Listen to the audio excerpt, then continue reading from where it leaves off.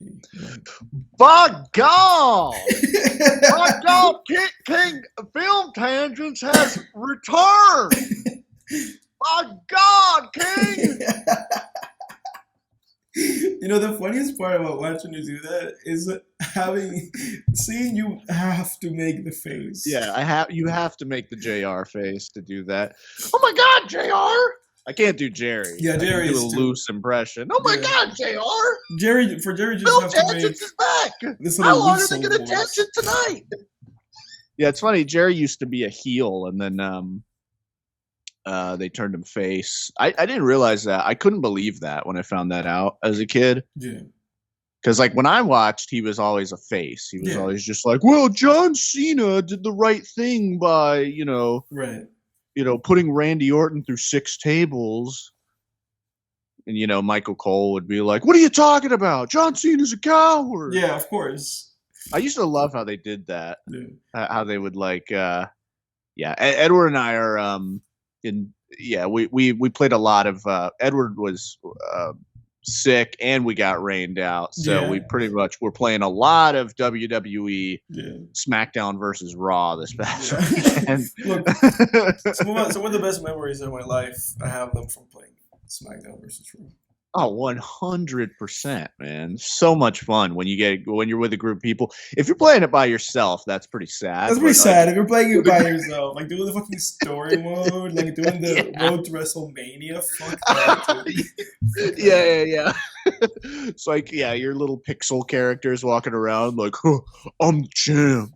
I'm gonna be the champ. Yeah. But getting together with people and playing SmackDown versus Raw is so much fun, man. But we did get out to see Dune 2, which obviously is the subject of this podcast. Yeah. Edward, you had an RIP you wanted to do. Obviously, at this point in this podcast, this has become a weekly thing, unfortunately. Yeah. There's something that I wanted to talk about this. I'm going to try not to get emotional talking about this. I've been very emotional about this, actually. I feel like this has been part of like me getting so emotional over this. I think it's also been part of not just me being sick over the past week. But yeah, when I first learned the news about this, I was very emotional, to say the least. But one of the, I would say, most important people in my life, in terms of like creativity, and like a person who created something, passed away. At age 68, Akira Toriyama, for those who don't know, the creator of Dragon Ball and Dr. Slump, which I've never really seen Dr. Slump like in full. I've seen parts of it. But the creator of Dragon Ball, man, it's one of the most meaningful parts of my childhood. My childhood, I cannot separate my childhood from Dragon Ball Z. Dragon Ball Z would come on every day, Monday to Friday. I think it was at 4, if not at 4:30. And I would just see an episode every day. New episode of Dragon Ball. If we had electricity when I grew up in the Dominican Republic in the early 2000s. Yeah, man. I can recall being a little boy, singing the Dragon Ball theme song. Talk about Dragon Ball, my brother's calling me. He always calls me when we're doing the podcast. But, I remember, again, being a little boy with my brother and watching Dragon Ball, and then watching Dragon Ball GT when Dragon Ball ended, and it's fascinating being at this age right now where, Akira Toriyama passed away. I remember that we did an RIP for Kisuke Takahashi, the creator of Yu-Gi-Oh!, which is also like a really big part of my childhood. But yeah, man, it's fascinating. I remember that a big thing for me during COVID was Dragon Ball, because I went back and like read the whole thing. I had never read Dragon Ball. I had only just seen the anime. I've seen all the movies. And I never read it. And over the summer of 2020, I read Dragon Ball. I remember thinking like, oh my God, this is incredible. Yeah. I was so happy that I'm reading this. I remember thinking, because I was like, this is just elevating the appreciation that I have for this story, and it truly, let me understand like the. I really am not gonna get emotional, but it You're made good, man. it helped me understand like the artistry, I was like this, such a gifted like artist Akira Toriyama was. And just reading the pages that he drew, and the characters, I was like, oh my god, Yeah. and recently, like literally 3 weeks ago, I watched a Dragon Ball movie that I was missing that I had not watched. Um, Dragon Ball Super Broly, and I was so happy. It made me. It brought up all this like childhood emotions. Yeah. But yeah, I cannot say enough about how incredibly talented this man was. Obviously, how big of a contribution to the world Dragon Ball had. Oh yeah. Every anime, every modern anime, there's always a huge debt to Dragon Ball, and then there's obviously the ones that truly owe it a huge debt, like fucking Hunter x Hunter, or like Right. Naruto and One Piece, or Jujutsu Kaisen, like all these fucking shows, like they wouldn't exist. None of this shit would exist. Yeah. It's been really heartfelt and touching seeing how many people have gone online and paid tribute to Akira Toriyama, from other manga and anime creators to people like Denzel Curry. Like Denzel Curry paid him like a really touching I like saw that. tribute. Yep. So yeah, I mean, like Denzel Curry, I grew up drawing Goku and like drawing really muscly dudes going Super Saiyan, and trying to go Super Saiyan. It's again, it's something that's obviously a huge inspiration for me. I was watching Dragon Ball stuff like before you and I called. So yeah, Yeah, man. the rest in peace. Yeah. What else can you say? Yeah. No, I respect. Yeah, dude, I respect the sort of attachment, because I think like our generation and the millennials too, which you're kind of like you're a year actually off. I think you are a millennial basically. Yeah, You're like the last of the millennials the last of the essentially. And Mohicans. yeah, right. And I'm the first of the Gen uh, Zers, right? Yeah, But for all intents and purposes, we're pretty much the same generation, born 1 year apart. And I think our generations, like we we were just inundated with a lot more content than our parents' generations.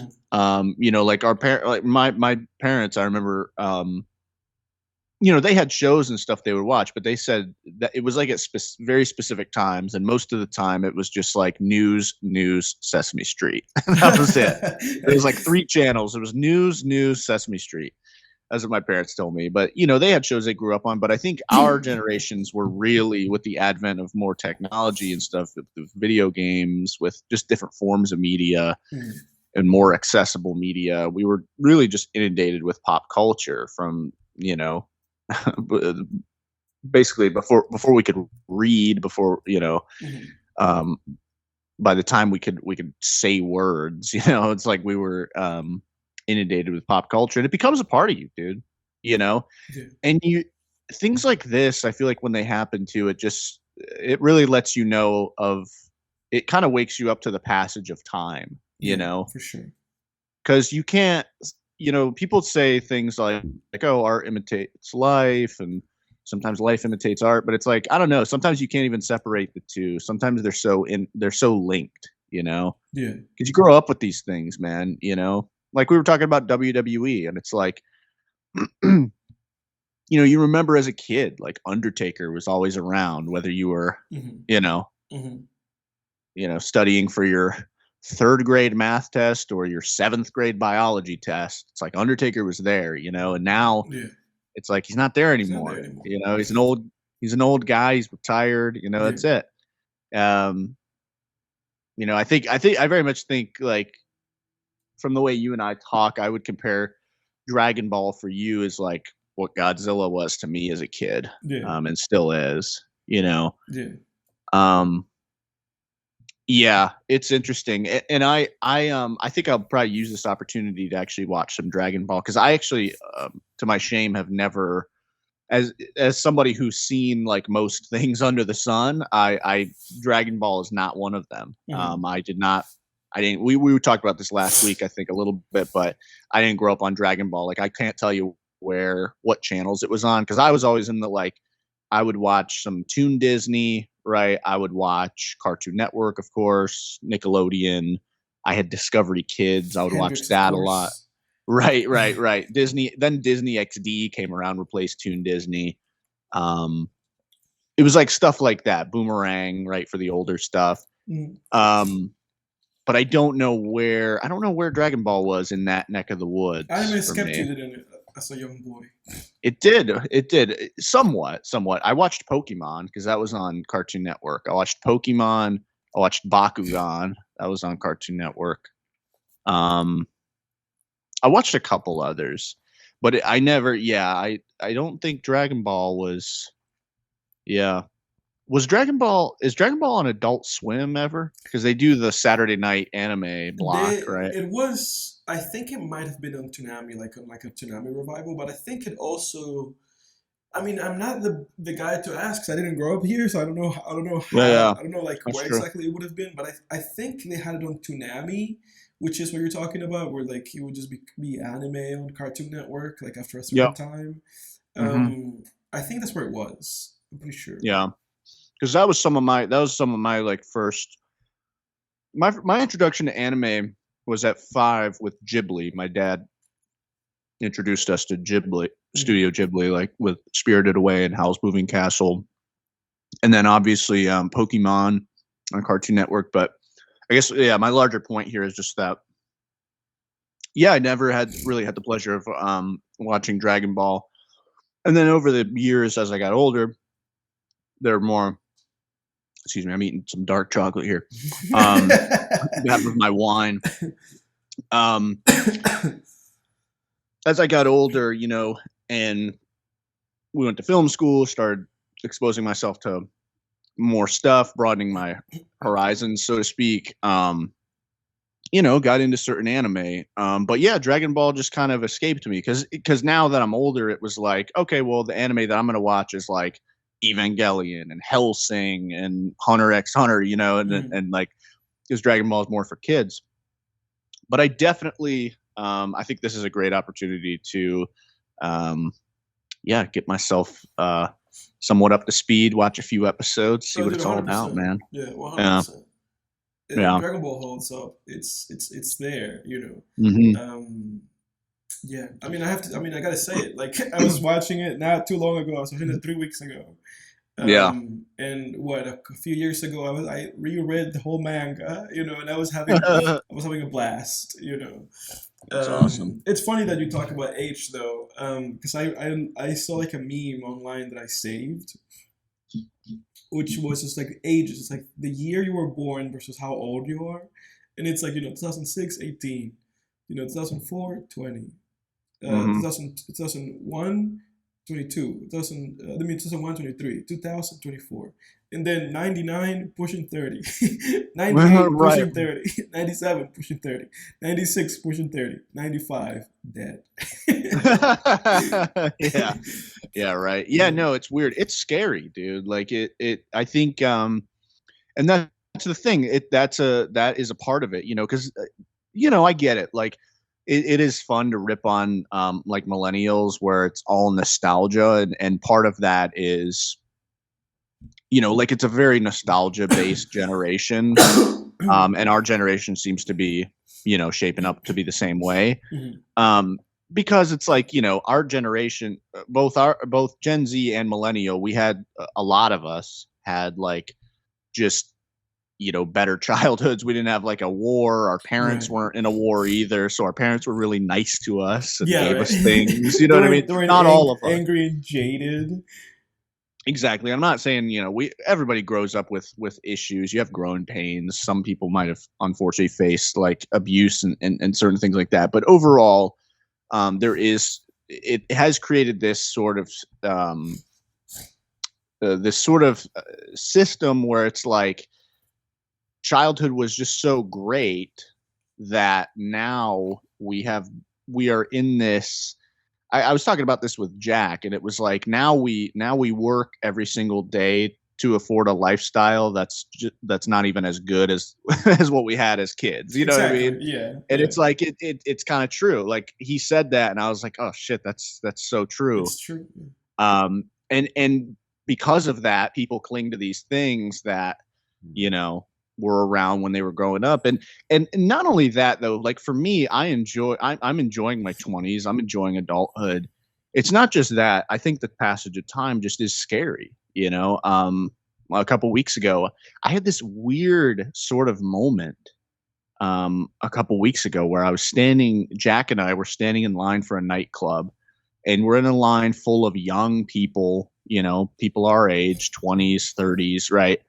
And I'm looking at the line, and and I don't know what this was. I was drunk too, and I don't know what this must have just been some weird drunk thought, but I was like, one day I'm going to be too old for this. Yeah. And that's scary, dude. The same way that we had that conversation last week, where I was like, I'm too old to be listening to Juice WRLD. Right. Yeah. Exactly. Yeah. And that's one of those things. It's like, there is that. I agree with you. You and I talk about it sometimes where it's like, you got to just move on.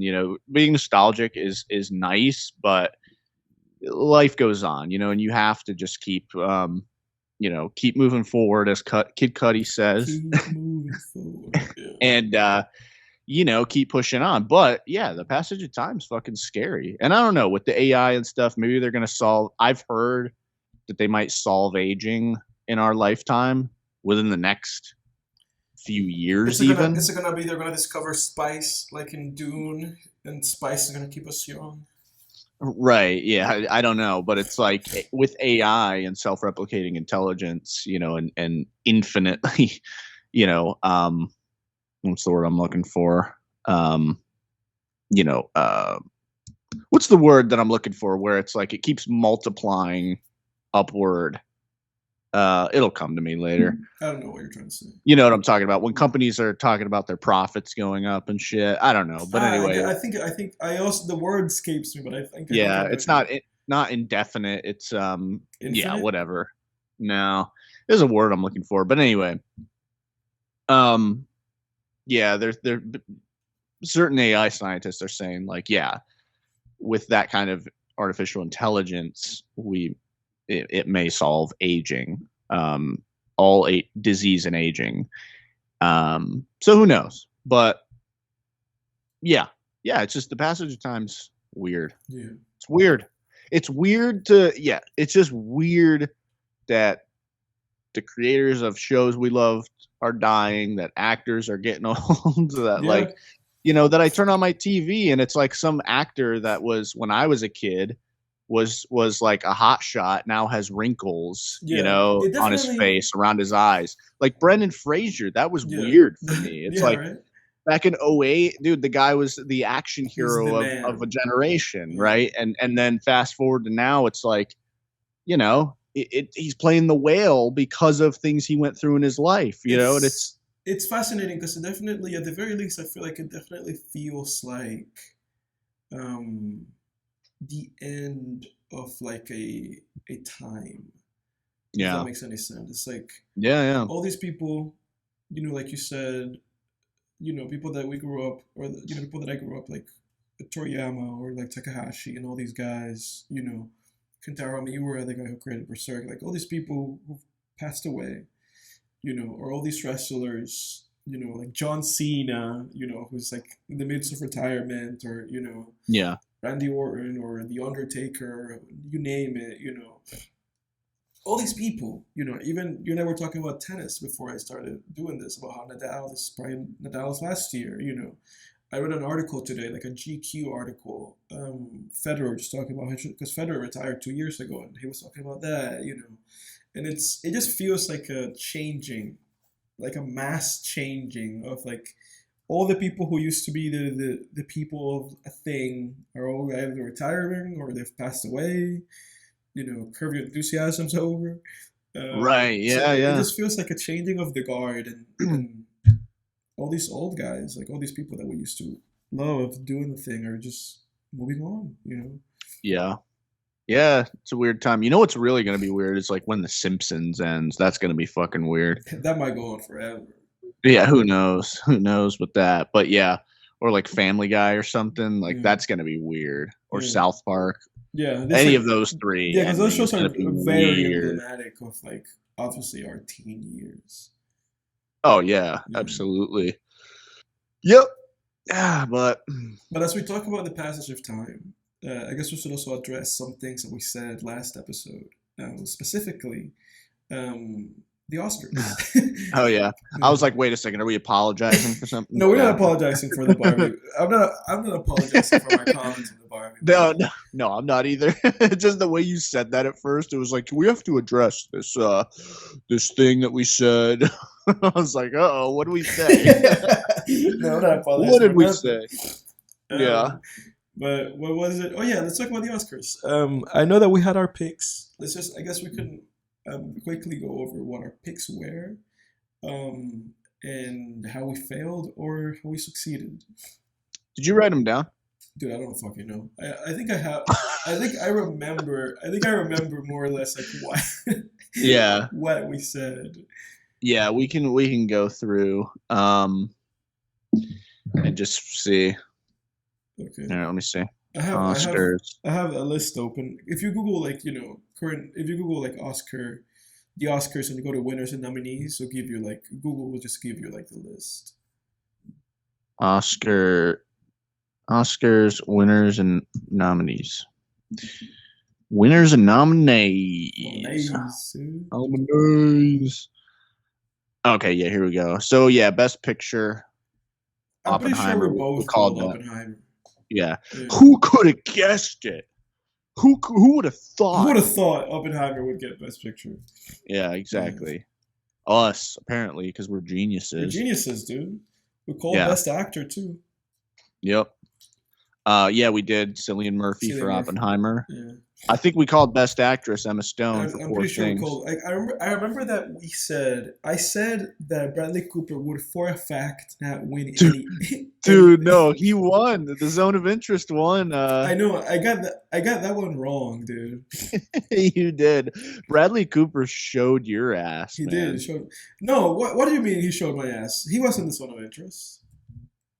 Oh wait, what was his movie? Maestro. Oh, that's right. Okay, Zone of Interest. Dude, Maestro didn't win anything. Yeah, I was gonna say international. You were right about that. Yeah, Bradley Cooper got nothing, but yeah, we did. I crossed my wires. We did call Emma Stone. International feature. I guess Zone of Interest won that. I had no horse in that race. I hadn't seen none of those movies. International feature. Yeah. Yeah, I would. Well, have I seen any of these? Yeah, I guess not, because Anatomy of a Fall was nominated for like everything else. Yeah, everything else. Bad international feature. Right. I called Best Supporting Actress. Yeah, and I backed you up. Yeah, I Joy said, Randolph. I said like I'm with you. Yeah, she deserved that. I think if I remember correctly, I think I might have said that like Jodie Foster was not going to win anything, because I know I was also putting my vote on who was definitely 100% not winning. I'm also trying to keep track of those. That fucking I didn't even remember song won Best Song. Yeah, of course. I didn't even remember Jodie Foster was nominated for something. Yeah. That's weird. That's crazy. But yeah, because it's like she seems like she fell off for a while. Now she's in that new True Detective season, which is terrible. She got an Oscar nomination. She's back. Yeah. But yeah, dude, oh my god, that new True Detective season's so bad, man. I know you said it was really bad. I told you it's like the most watched season. Yeah, but I mean, everybody pretty much agrees that's the worst season. It's even worse than the Vince Vaughn season 2. Yeah. I guess yes.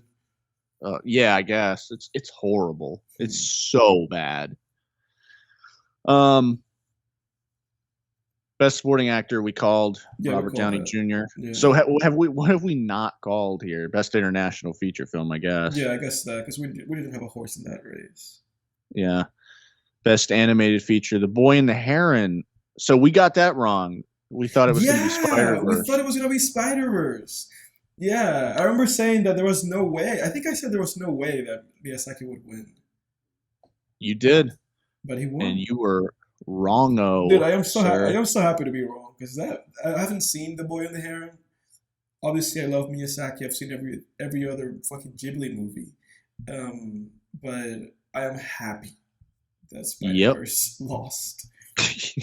Yeah, it didn't deserve an Oscar. I don't think. I don't think so either. Not that one. Maybe the first one. Did the first one win? It did, yeah. That's Yeah, what part the of me first was one like. deserved it. The first one deserved it, and that's what part of me was like, ah, fuck the second one. Like the second one, it's like the animation in it's great. Obviously, like Mm, obviously they it could be said they over fucking animated that movie. yeah, But story wise, character wise, fuck that movie. It did not deserve to win. no, no. I hated all of the like callbacks to every other Spider-Man movie. I was just like, stop showing footage of Tobey Maguire. There's No, Toby. I know. Oh, there. Oh, look. Yeah, the Leonardo DiCaprio meme from Once Upon a Time in Hollywood. It's pointing. Oh my god, there it is. Yes. Oh, we didn't have a dog in the short film fight. No, no documentary. We didn't. Yeah, no documentary. But visual Godzilla effects, minus we one. fucking called it, dude. Hell yeah. Well, We yeah. called You had to give. Godzilla. Yeah, you had to give Big G an Oscar, man.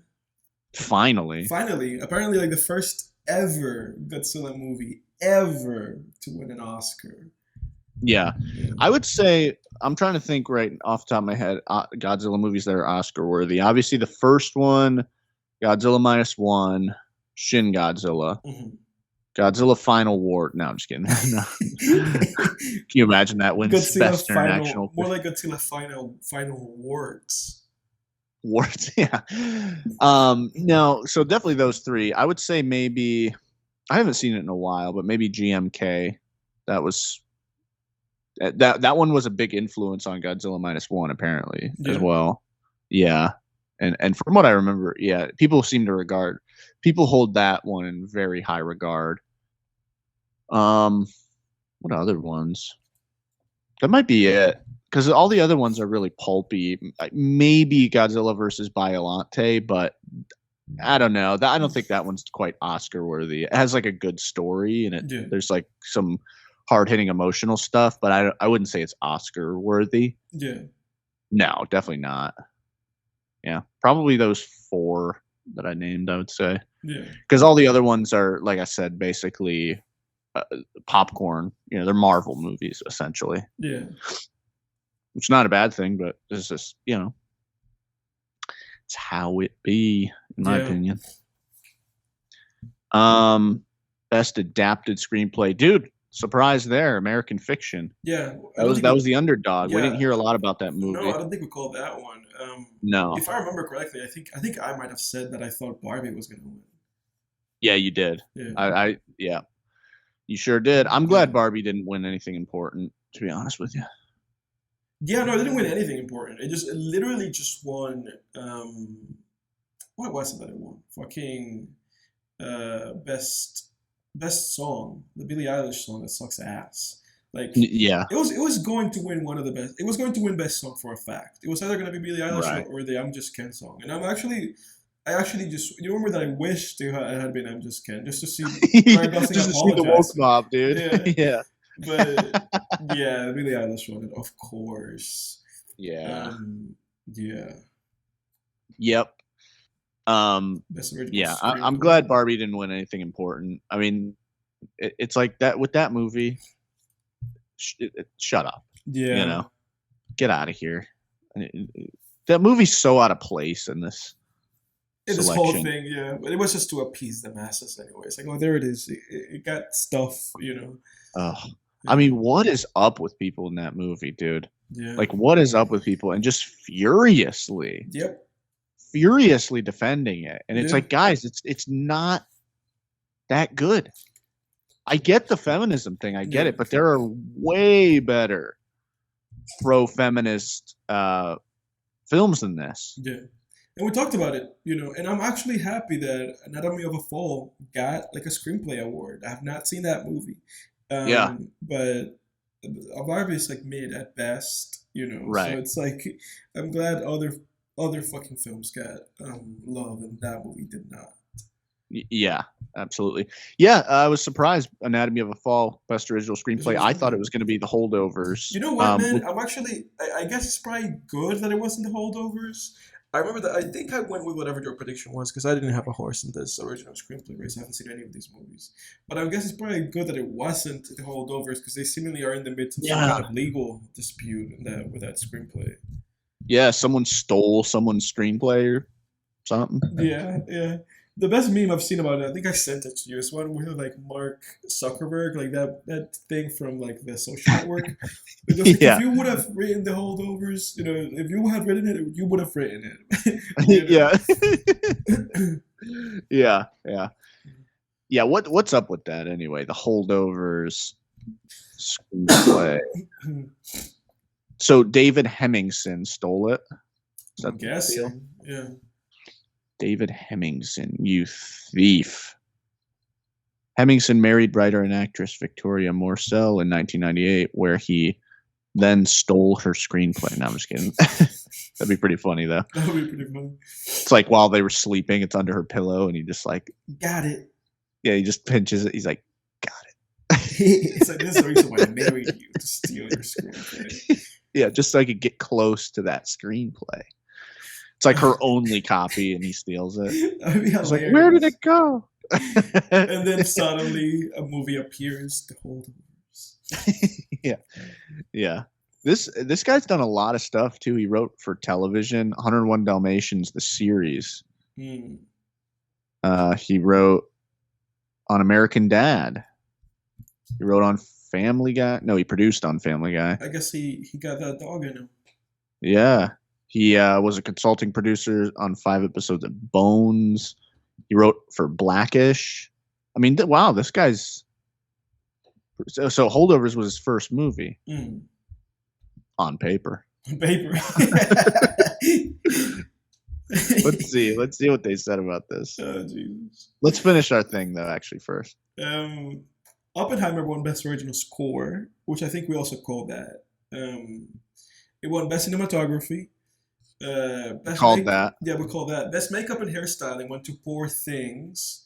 I don't know if we called that or not. I think we might have said... I think we called that, yeah. I think we either said that or that it went to Oppenheimer. Best Costume Design, it went to Poor Things. We said Barbie, though, too. I think we did say Barbie. No. We said Barbie on production design. I'm sorry. Yeah, we said Barbie on production design, and it went to Poor Things. Yeah. Which I actually would have been fine with Barbie winning production design. It did deserve an Oscar for that, I thought. Yeah, no, same here. I thought phenomenal. I thought it would, and it didn't. It went to Poor Things. And, yeah, I thought it was honestly, dude. Like that was probably the best part of that movie was the production design. That was inspired. I have to say, I've seen Poor Things. I saw Poor Things. Oh, you did? 2 days ago. Oh, really? How was that? And I'll touch on it on my recap, but I have to say that it did deserve production design for sure. Okay. Yeah. My parents watched it apparently the other night. Yeah. What do they think? I don't think they thought it was too weird or something. Really? Which my parents are movie buffs too. Mm-hmm. They they're not just like cranky like middle-aged people. Well, like they actually they love movies. Well, if they're listening to this, they didn't think it was all that. Yeah, if they're listening to this, I want to validate them because I thought it was pretty mid. Oh, really? Okay, interesting. All right. So you're legitimizing their opinion. Oh, 100%. Yeah, it was. You're validating. Yeah, I'll get into it in my recap, but I did not think it was a good movie at all whatsoever. Oh, really? Yeah, wow. At all whatsoever. And it's one of those movies where when I went to rate it, everybody else has it like at a 9 or 10. People are in the comments, people are in there being like, hallelujah, And I watched the movie and I was like, this is not good, But really, I guess we'll get into it though. Oppenheimer won for best editing, and then best sound went to The Zone of Interest. But that's it. That's the Oscars. That's it. And I'm sure the 3 people that listen to this show are probably sick to death of us talking about the Oscars now. So we'll move on there. We'll that's it though. Yeah, that's Oscar season is over. Thank you. Over. Yeah. Okay, so The Holdovers, plagiarism accusation. In March 2024, Variety reported that screenwriter Simon Stevenson had lodged a complaint with the Writers Guild of America, accusing the film's screenplay With the of guild, dude, that sounds so like fucking like legit. Like he went there with Yeah. like his like a paper and he like slammed his like hand down on like someone's desk. Yeah, like that sounds Yeah. like the most dramatic. Like he went to the fucking Writers Guild. Yeah. Accusing the film's screenplay of plagiarizing an unproduced script he wrote called Frisco. Stevenson said that Payne had been sent his script on at least 2 occasions in the 2010s and accused Hemingson's final script of being forensically identical to his, alleging similarities in story, characters, structure, scenes, and dialogue across the meaningful entirety of the film. So where is this script, sir? That's what I want to know. You know what the thing is?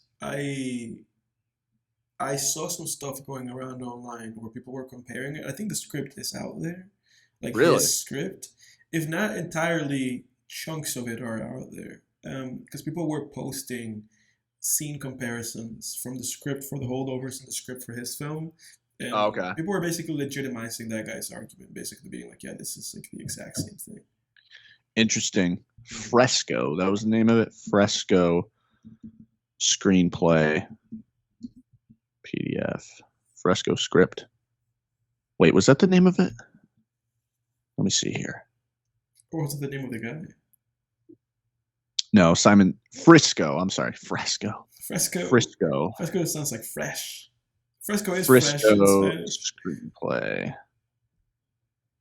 Script doesn't. Stevenson's Frisco script doesn't. This is Hollywood elsewhere. Doesn't have the chops or the pedigree. What the fuck's this about? Remember that? This is the article. Remember that climactic boardroom scene in The Social Network when Mark Zuckerberg says to Cameron and Tyler Winklevoss, "If you could have invented Facebook, you would have invented Facebook." Yeah, that's what I said to you. Yesterday, Tatiana Siegel's shocking Variety story explored a claim by Frisco author Simon Stevenson that the Holdovers director Alexander Payne and/or the film's screenwriter David Hemingson plagiarized portions of Frisco almost on a scene-by-scene, line-by-line basis. Hollywood Elsewhere's response to Stevenson: "If you could have written the Holdovers, you would have written the Holdovers." I mean, what the fuck? He read a draft. Well, let me see. He read a 2013 draft of Frisco this morning, and I'm not claiming that Stevenson is totally out to lunch on this matter. Yes, there's a certain thematic similarity and similar story strands shared by Frisco and the Holdovers. Frisco is essentially a spiritual rebirth story in which Jeff Willis, a morose 50-something Seattle pediatrician, so I mean that's different already, is reawakened by Amy Morrison, a 15-year-old terminal cancer sufferer, and how it all comes together during a brief shared trip to San Francisco. Okay. I mean, yeah, that's similar, but that's pretty different as well. I mean, you know, like the main character in the movie is a college professor. The kid in the movie has no terminal illness whatsoever. Yeah. So already that's pretty different. I mean, I thought it was like, well, you know, you could definitely still copy the structure and the scenes and stuff, just because some of the setting, like some of the character identities are different, I guess. Yeah.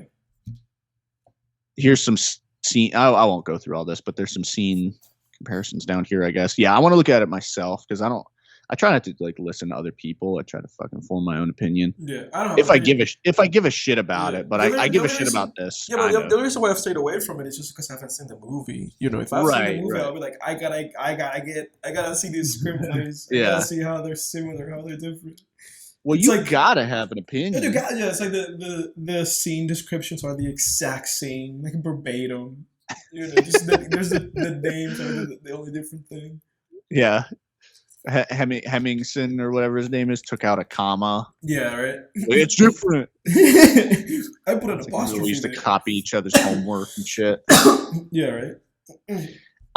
When you copy people's homework, you had to be smart about it, man. You had to like get someone. Yeah. You have to you have to make some of them wrong. You had to be able to. You have to be willing to take the L. You had to be like, okay, if this guy's gonna get an A plus, I have to get like a B plus. Yeah. Yeah, exactly. Not Hemmingson. Hemmingson is like, I'm getting the A plus. Yeah, I'm going to the Oscars, baby. Yeah, and you're getting Stevenson's getting nothing. Nothing. What's Stevenson done anyway? Oh, Simon Stevenson. Oh, very short Wikipedia page, Mr. Stevenson. He's a Scottish screenwriter. We're like bullying Stevenson. Variety. I love the article though that I was reading too. It's like Hollywood Elsewhere, and he's like Hollywood Elsewhere's response to Stevenson. It's like, dude, nobody fucking knows what Hollywood Elsewhere is. Shut up. Yeah, I don't know what Hollywood Elsewhere is. Everyone knows what Film Tangents is. Oh, absolutely. Fuck you think about that? It is America's favorite podcast. I've said it at the beginning of a lot of our podcasts. Is the show everybody loves and the show everybody knows. Stevenson doesn't have that, dude. No. Well, Stevenson didn't do the site. It was Jeffrey Wells. Oh, I see. Who the hell's Jeffrey Wells? He doesn't have that. Yeah. He's a film critic. Okay, so he has that site. Yeah. I think we got you beat, Jeffrey. We got him beat, dude. Jeffrey. What the hell you think about that, Jeffrey? Simon Stevenson. So that's all that's in his Wikipedia, by the way. In March 2024, Variety reported that Stevenson had lodged a complaint. That's all that's in it's one sentence, and it's the one I read, where you said that makes it sound so serious that he lodged a complaint and slammed a piece of paper down. It's his entire Wikipedia page. Plus the 3 books he's written. Really? That guy seems to be out for money. He just smells blood in the water. Yeah. Simon Stevenson, you're a loser. Whoa! What if this podcast just became bullying people? I think this podcast, it might be big enough for Mr. Stevenson to search exactly what I'm going to put as the timestamp for this. Yeah. And then get here and be like, I am going to kill one of these guys. If not both of them. That'd be pretty funny. That would be funny. Yeah. I don't know. Who would he come after, man? I think he would come after you. Am I closer to California than you are? Now that you're closer to California, I think that if he just re-listens to this, he will realize like that other guy, he's without fault. Yeah. Well, he doesn't know the names though. Yeah. He doesn't know who's Edward and who's Jake. I'm gonna say something, everybody. I'm gonna say something, Mr. Stevenson. I'm gonna say something to you right now. No. I'm gonna say something to you right now. I am not Jake. Yeah. Yeah, I did call him a loser. No, I'm kidding. I know there's something else I wanted to talk about related to Cudi. Oh yeah, dude, I got Kid Cudi tickets today. Yeah, bro. Yeah, one potentially for you, and then one for me, obviously, and then one for Jack. You guys should use that ticket just to have like some comfort, some like room in between the two of you guys. Yeah. So now we can both not put even our bring things in someone the else. room in the middle, and you can put your drink there, and I can put my drink there. Yeah. I mean, I knew a guy who did that. I worked with a guy who did that at movie theaters. Like he only bought. This is such a waste of money too. He bought the seat next to him just so no one would sit next to him, and he said a guy. I'm with it. Kept coming up to him during the movie, like several times. Can I sit? And was like, "Is anyone sitting there?" And he was like, "No, I'm waiting on somebody." And then he said, like, 20 minutes later, the guy came back up and was like, "Are they still coming? Can I sit there?" He was like, "Yeah, they're still coming." And then he said, finally, like after the 4th time, he was just like, "No, you can't sit there." Yeah, it's like you just can't sit here. Fine. And it's like, I don't know. It's like on one hand, my buddy, like I have to say that's a huge waste of money, and it's like I don't know. I don't mind sitting next to people that much to where I'm going to pay that extra money, but also that other guy, Garen fucking T, he was a millennial, dude. Guarantee. You think so? That's such a millennial thing to. Oh yeah, it's such a millennial thing to do. That's self-entitlement. Like, oh yeah, to just keep asking things like that. Yeah. It's like, go away. Go away. Like, mind your business. Yeah, that's hilarious. Yeah, that's hilarious. It's weird. That is such weird behavior. I mean, I would give up after the first time. I'd be like, all right. Give up. Yeah, and then I'd sit there and yeah, sure. After 20 minutes, you look at it and you're like, huh? So no one came. Mm. Okay, whatever. I'm gonna continue watching the movie. Yeah, it's just weird. It only sucks. It only sucks if that guy starts trying to make small talk with you, and he's like whispering, like, "Did you see that?" Oh yeah. Yeah. It's like you're a loser. You don't like the holdovers. You sit on a throne of lies. Yeah, so I got the Kid Cudi tickets. Yeah. I'm hoping you're able to come, dude. Yeah, we'll see. But regardless, yeah, where was that going? Because we said something about Facebook? Oh yeah, we were talking about Facebook and how someone. So you said that somebody added Kid Cudi. Tell that part again. What do you mean? Like, that's right. I was talking to Jake because I don't follow Cudi on social media, but my phone knows that I like Cudi, so it still puts Cudi things in front of me. Right. And somebody on social media also got Kid Cudi tickets, and apparently when he got tickets, Ticketmaster was either glitching or they were trying to swindle people out of their money, because the guy bought 2 tickets and the total was like $220 something, and then it said that it was like that plus convenience fee charges from Ticketmaster, that the convenience fee alone were like $564. So total, it was basically more than the tickets. Exactly, and it was going to be basically like $800 for those 2 tickets to see Cudi. And Cudi replied to him being like, it's like, I don't know what, it's like, it's not my fault. I think they're fixing it, That's what I saw online about this whole Kid Cudi thing. And my response to that was, why would you add Cudi to that? Right. Like, you really think Kid Cudi has any control whatsoever over the ticket prices? Kid Cudi, convenience fees. He doubles like as a IT guy for Ticketmaster. Right, I know, right? It's like, sir, Ticketmaster is paying him. Yeah, Ticketmaster is paying him to do a fucking show. Yeah, and what are they paying him with? They're paying him with the fucking ticket money. They're paying him with the fucking tickets. Jesus. Like, dude, what the fuck are people on these days? Yeah. They're paying him with the ticket. Like, dude, the stupidity of people. It boggles. It boggles the mind. Yeah. It boggles the mind. I don't. And I said to Edward, I was like, dude, and this goes for a lot of you listeners who are listening to this now. We, at some point when we were kids, we lived in a world where there were adults that knew more than we did. Right. And that time has pretty much passed now. Because now we're adults. Other people are adults, and adults are. And I don't know how old this individual was, but I'm assuming if he bought tickets to a show, it wasn't a kid. He has to be at least 18. No, that guy. That from what I saw, you can't buy concert tickets if you're under 18, right? Yeah, no, exactly, dude. And from what I saw, that guy was like, he might have been older than us. He just looked like a guy like in his late 20s.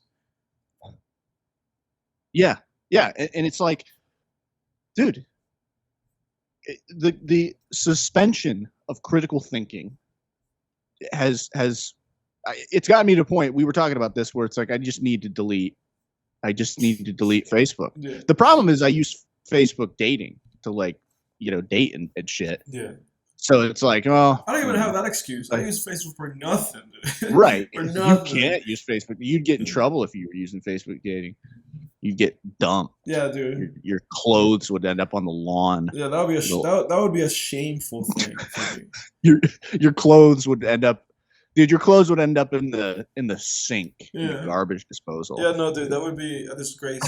That would be a disgrace for me. That would be a moment in which that would be like a crestfallen moment. It's like I really. You'd be on my couch, dude.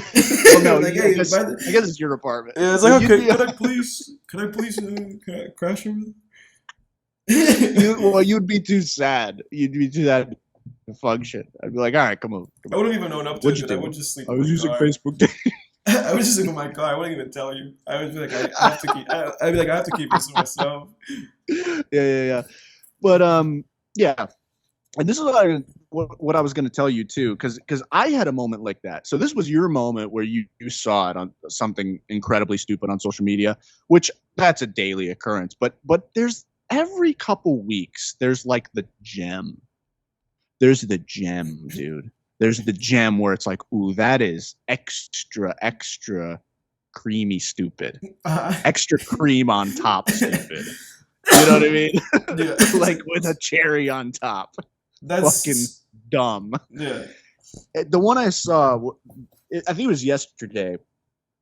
It was a video of like fish. There were a few fish that were washing up on the shore of like a beach, right? Mm-hmm. And it was like very shallow water to where the fish couldn't swim, but they could still kind of slither, you know? Mm-hmm. It was like they were half beached, half in the water still. So they didn't have a lot of mobility, but they could still move a little bit. And these birds, of course, were eating the fish. And the caption is like, oh, wow, look at the love that even animals can display. And I'm like, okay, what's this? Mm-hmm. And I make the mistake of clicking on it. And at first I'm like, okay, what's going to happen? Like, is there going to be something where another fish like pushes his buddy out to sea?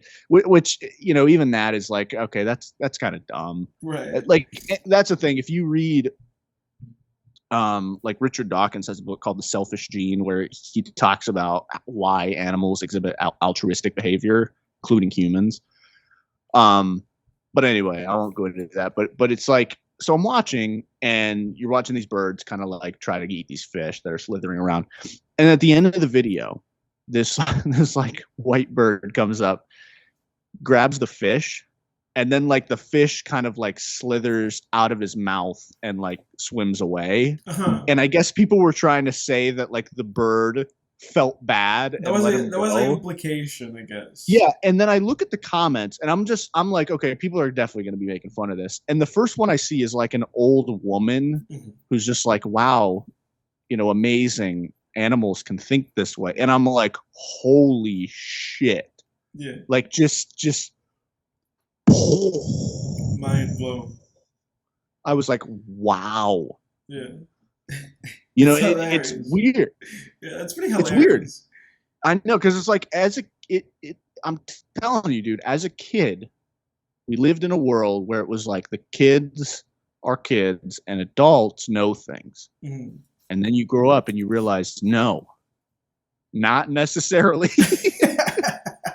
We're adults. We know things. I'm not saying I know everything. Right. I'm not saying I'm not stupid sometimes. Everybody's dumb sometimes. Yeah. But goddamn, holy shit. And it's moments like that, sir, that make me want to delete Facebook. That's when my thumb hovers over it. It's like, you know what? I could give up some dates. Yeah. You know, I could give up some dates for my own sanity. Yeah, that's hilarious, man. For me, like I said to you, the thing that makes me want to delete Facebook is the constant notifications. If Facebook didn't notify me constantly about the fact that somebody's breathing, you know, a person that's breathing that I don't even have I have never even spoken to in my life. I just happened to be friends with them on Facebook. The fact that they notify me about everything. If they didn't do that, you know, if I didn't see those little numbers on my phone being like, well, you have 2 Facebook notifications, then I would just let it be, you know, because I would never go in there. I would just let it be. I'd be like, it exists, If somebody needs to get in contact with me, they know that it's there, Yeah. And if somebody gets in contact with me, I will be notified, because it'll be like, oh, this person got in contact with you.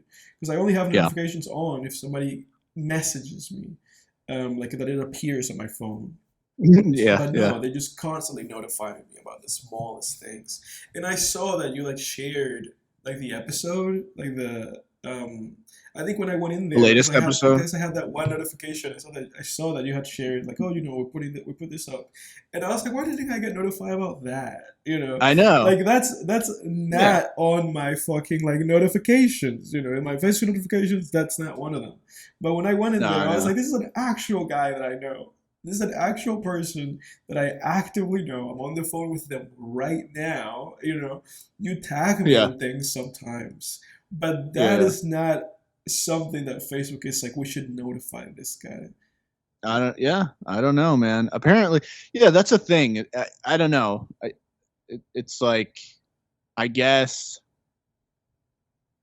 yeah, I don't know. I don't know, dude. Like I'll post. I just use. Dude, that's honestly what I use Facebook for at this point, is to just Yeah. post our fucking episodes shamelessly. Yeah. Like I'm just like, fuck everybody. I don't care if you're getting sick of seeing these. Like you're Ah, gonna see this, you're gonna see this. motherfucker. Yeah. I don't give a shit. This is what me and my friend are doing. We're doing this podcast. If you don't like it, don't fucking listen. I don't care. Yeah. But yeah, chasing the views, Maybe they bro. don't notify because they think it's like guaranteed. Maybe they're like, oh, this guy will see this, so let's notify him about things that he will definitely not see. I wonder how the algorithm works though, because I wonder if, because I'm not somebody who's just constantly posting bullshit, like if the algorithm doesn't like bump me up. I wonder if Facebook probably that's exactly it. I think that's exactly it. I think Facebook is Facebook like, must reward constant posting. Yeah, I think all these pages, all these websites, whether it's Instagram or whether it's Reddit or Twitter or Facebook or YouTube, like all of these places just reward constant spamming. Yeah. Just constant. I remember because you're on the app more. Yeah. You're getting addicted to the attention, and you're getting other people. You're creating content for other people, so they just look at you and they go like, "Oh, this guy's a content creator for us, so let's put him up there because he's a reason for why people keep coming back." And yeah, I mean, dude, I have accounts like that, not for the reason they think, to make fun of them. Yeah, I send you screenshots all the time. Oh yeah. But I do enjoy it, to be honest with you. But it does make me open. There's probably I don't consciously open the app. Like, I wonder if that idiot posted something stupid today. Yeah. But it's probably a subconscious thing, when I open Facebook, and it's like, oh, there's probably a subconscious thing, part of my subconscious that's hoping to see something stupid from that guy. Yeah, who I'm talking about. And there's certainly an element of that for me too, because sometimes I think about it and go like, oh, maybe I'll go in there, I'll see something stupid from person X, and I will, I'll share that. I'll screenshot it and share that and make fun of them behind their back, which is the most hilarious thing. But yeah. It would be so fun. To me, that's really dude, if I didn't, what I would do if I didn't work and like have a job that could actually go, granted, I am private on Facebook, but if I didn't have to worry about any of that stuff, like anything, dude, I would just go cause trouble on Facebook. Like people would post 100%. Something dumb, and I would just comment like, "That's fucking stupid. Delete this. You're an idiot. Wow, or you're a dumb fuck." That'd be hilarious. It'd be so fun, dude. Like, dude, I saw it. But you're right about the content creator thing and the constant spamming, because like I saw one the other week where it was like, and I actually like this person, but it is like, oh my god, holy shit. I'm not going to read it. So I'm not going to read it word for word, so they don't identify it. But this was like a little while ago. But they posted like, I just woke up with a sore throat, stuffy nose, and a headache, and this and it's like, oh my god, holy shit! Just basically describing like their symptoms and like, just gonna get some rest today. But dude, it's like 20 likes, all these comments like, eat some soup, feel better, drink water. But that's the thing, isn't it? It's like what is going on? Well, it's like it's a self-perpetuating machine, isn't it? Because you do that, put that up there, everybody, including this is horseshit, but the validation's there. It's like, oh, then you start getting all these notifications when all people are interacting with this, you know, and then those people themselves they're just lonely people too. They're just like, oh, if this person's lonely, I don't know. I'm lonely. I guess I'm gonna interact with them. And then they go back in and they respond to your messages, and then you go like, I'm validated. They responded to my message. I Yeah. exist. It's like it's like everybody just validates their own existence, but it's like in the It. most like Yeah. in the most just like That's so sad, true. in the most sad way possible. It is, dude. I think people do. I think people are lonely. They want to validate their. Yeah. I think you're right about that. That is a great way to put it. Because I will say, like, no one's immune to this. I mean, I will say a couple years ago, when my dog passed away, and I posted it, and again, this was for my dog. Like, I just wanted to honor my dog, dude. Yeah. I posted it, and people can say, "Oh, you're lying. You want attention." Fuck, I don't care. No. If I want attention, it's like I would be posting like this all the time. I don't post ever. It would be Like I said, I would be like only manufacturing dogs. yeah, right, yeah, getting dogs and killing them just so I can. Jesus Christ, no, I love dogs. No, but like, but like a couple years ago, I had a dog that passed away, and I posted honoring him. Like, hey,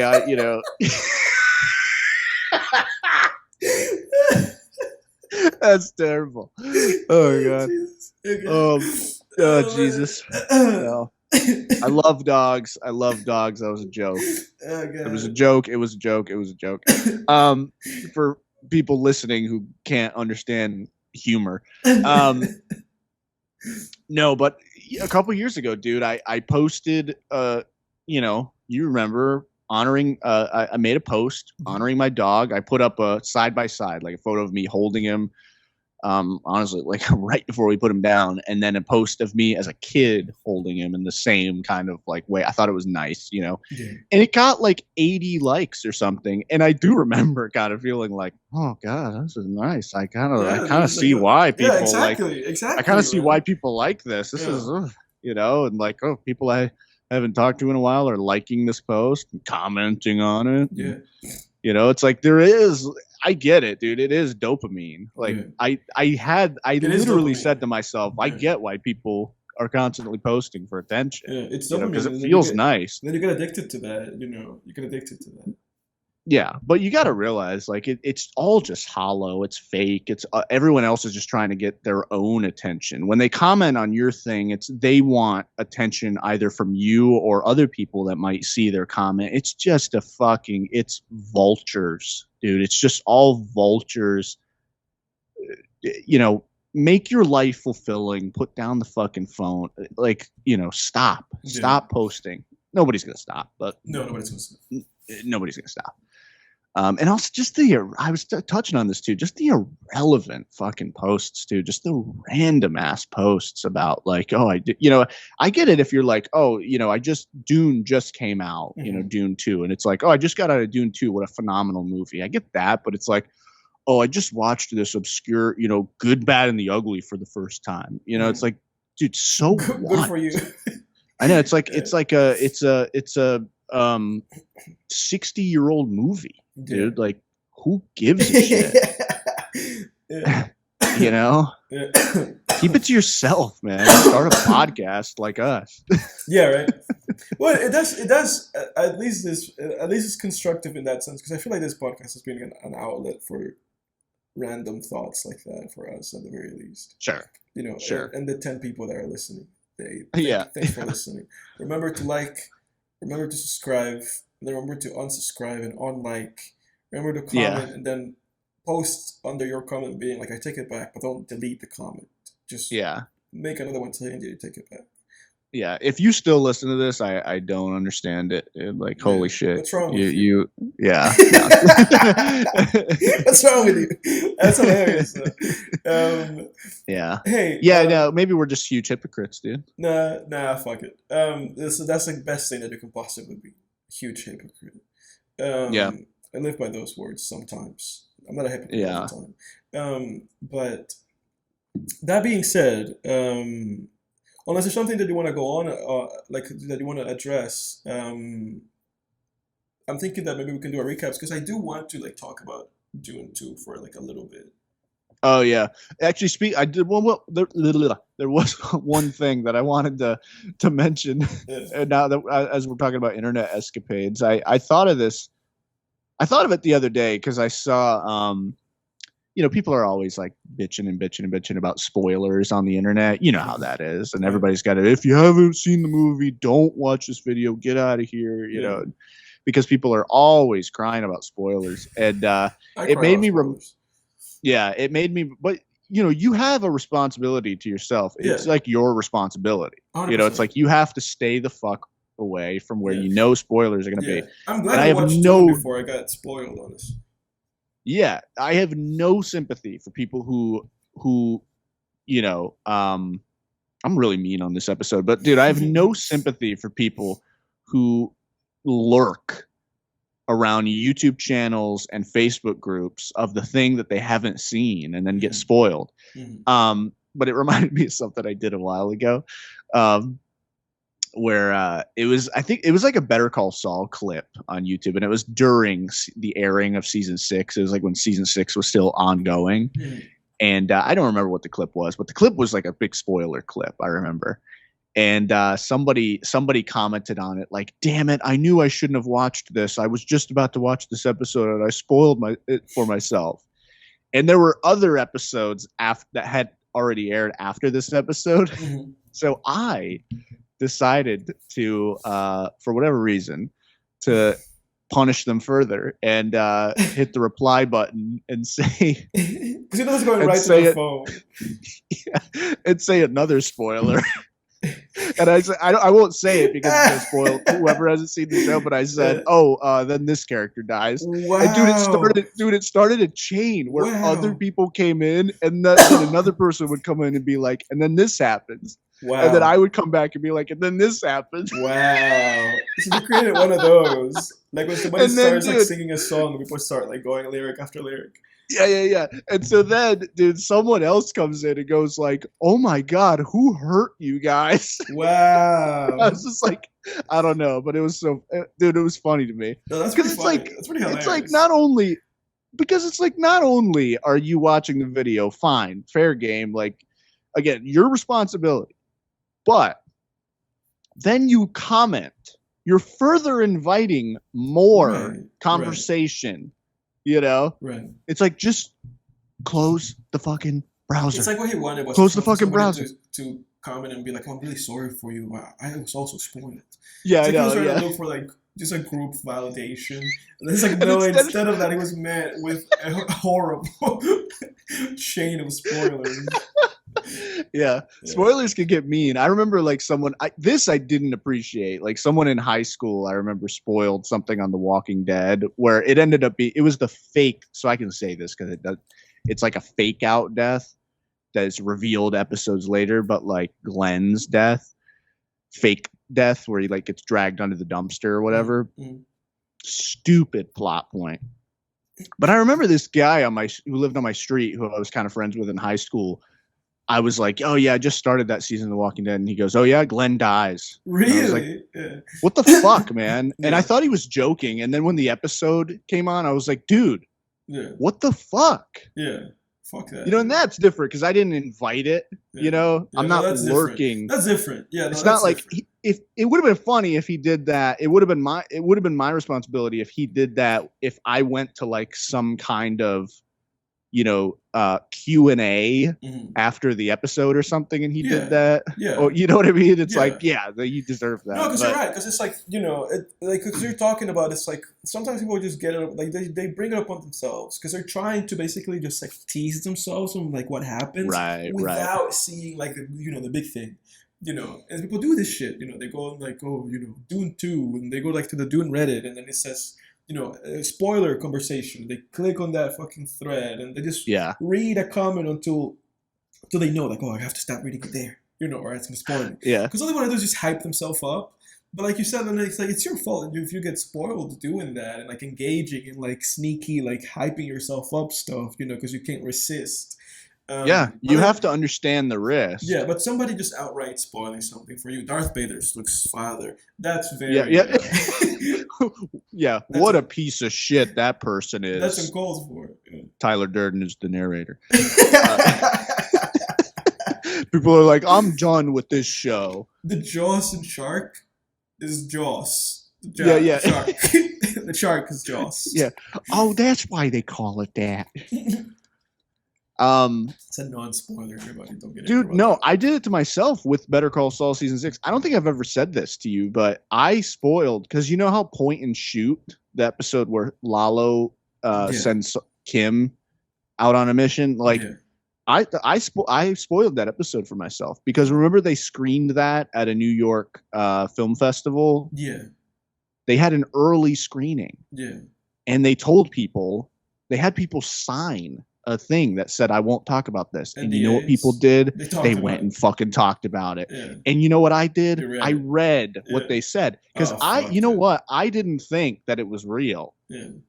Then I go and watch the episode, and I'm like, holy fuck, this is blow by blow the same fucking thing. Yeah.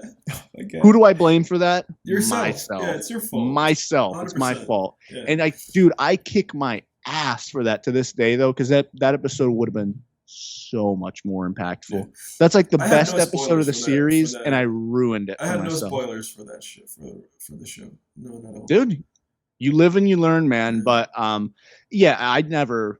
You know, every other episode was in real time, but so obviously I couldn't even spoil the rest of it for myself, but because I was watching right when it aired. But yeah, I still kick my own ass for that to this day because that that episode's like the best, one of the best of the series, the top 5, and I will tell you it was way less impactful knowing what was going to happen. Yeah, I bet, dude. Fuck. Yeah, you learn from it, dude. Yeah. So maybe it was a bit of continuing that cycle of pain that I did that. I commented that. I thought it was pretty funny, dude. I thought it was pretty funny. It's like a mean prank, but I think it's like I think it's a funny mean prank. It's pretty funny. A prank can be two things at once. It can be both mean and funny, and I think that was pretty funny. Especially the fact that I got other people to join the chain and be like, and then this happens. Yeah. Oh, and then X happens. And then Y happens. Yeah, that just sounds like a cycle of misery. Like really funny.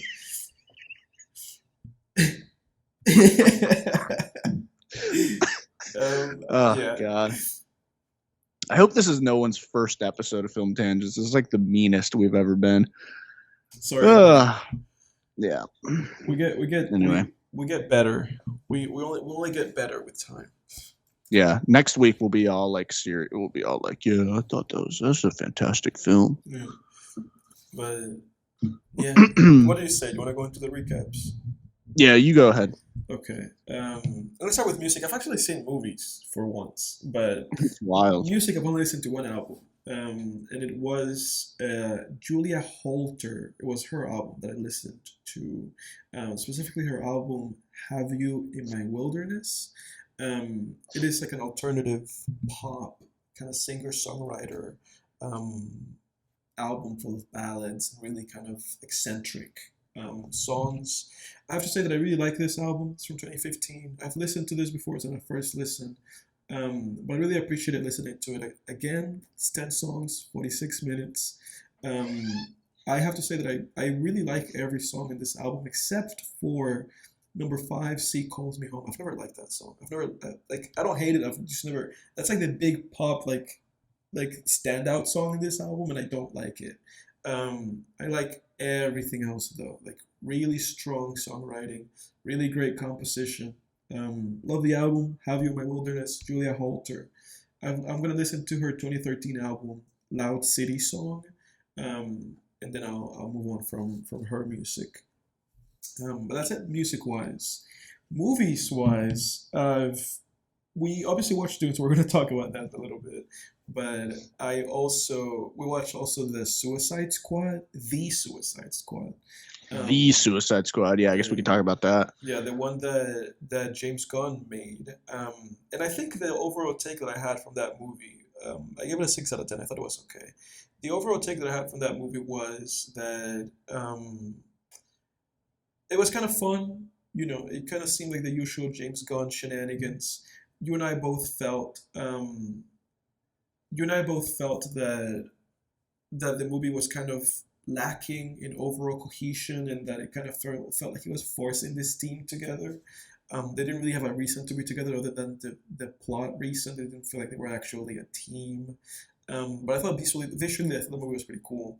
And the movie did do some interesting things just to kind of spike things up. I talked about that, how it's like, well, you gotta do some things to spike things up just because everything's just so similar these days.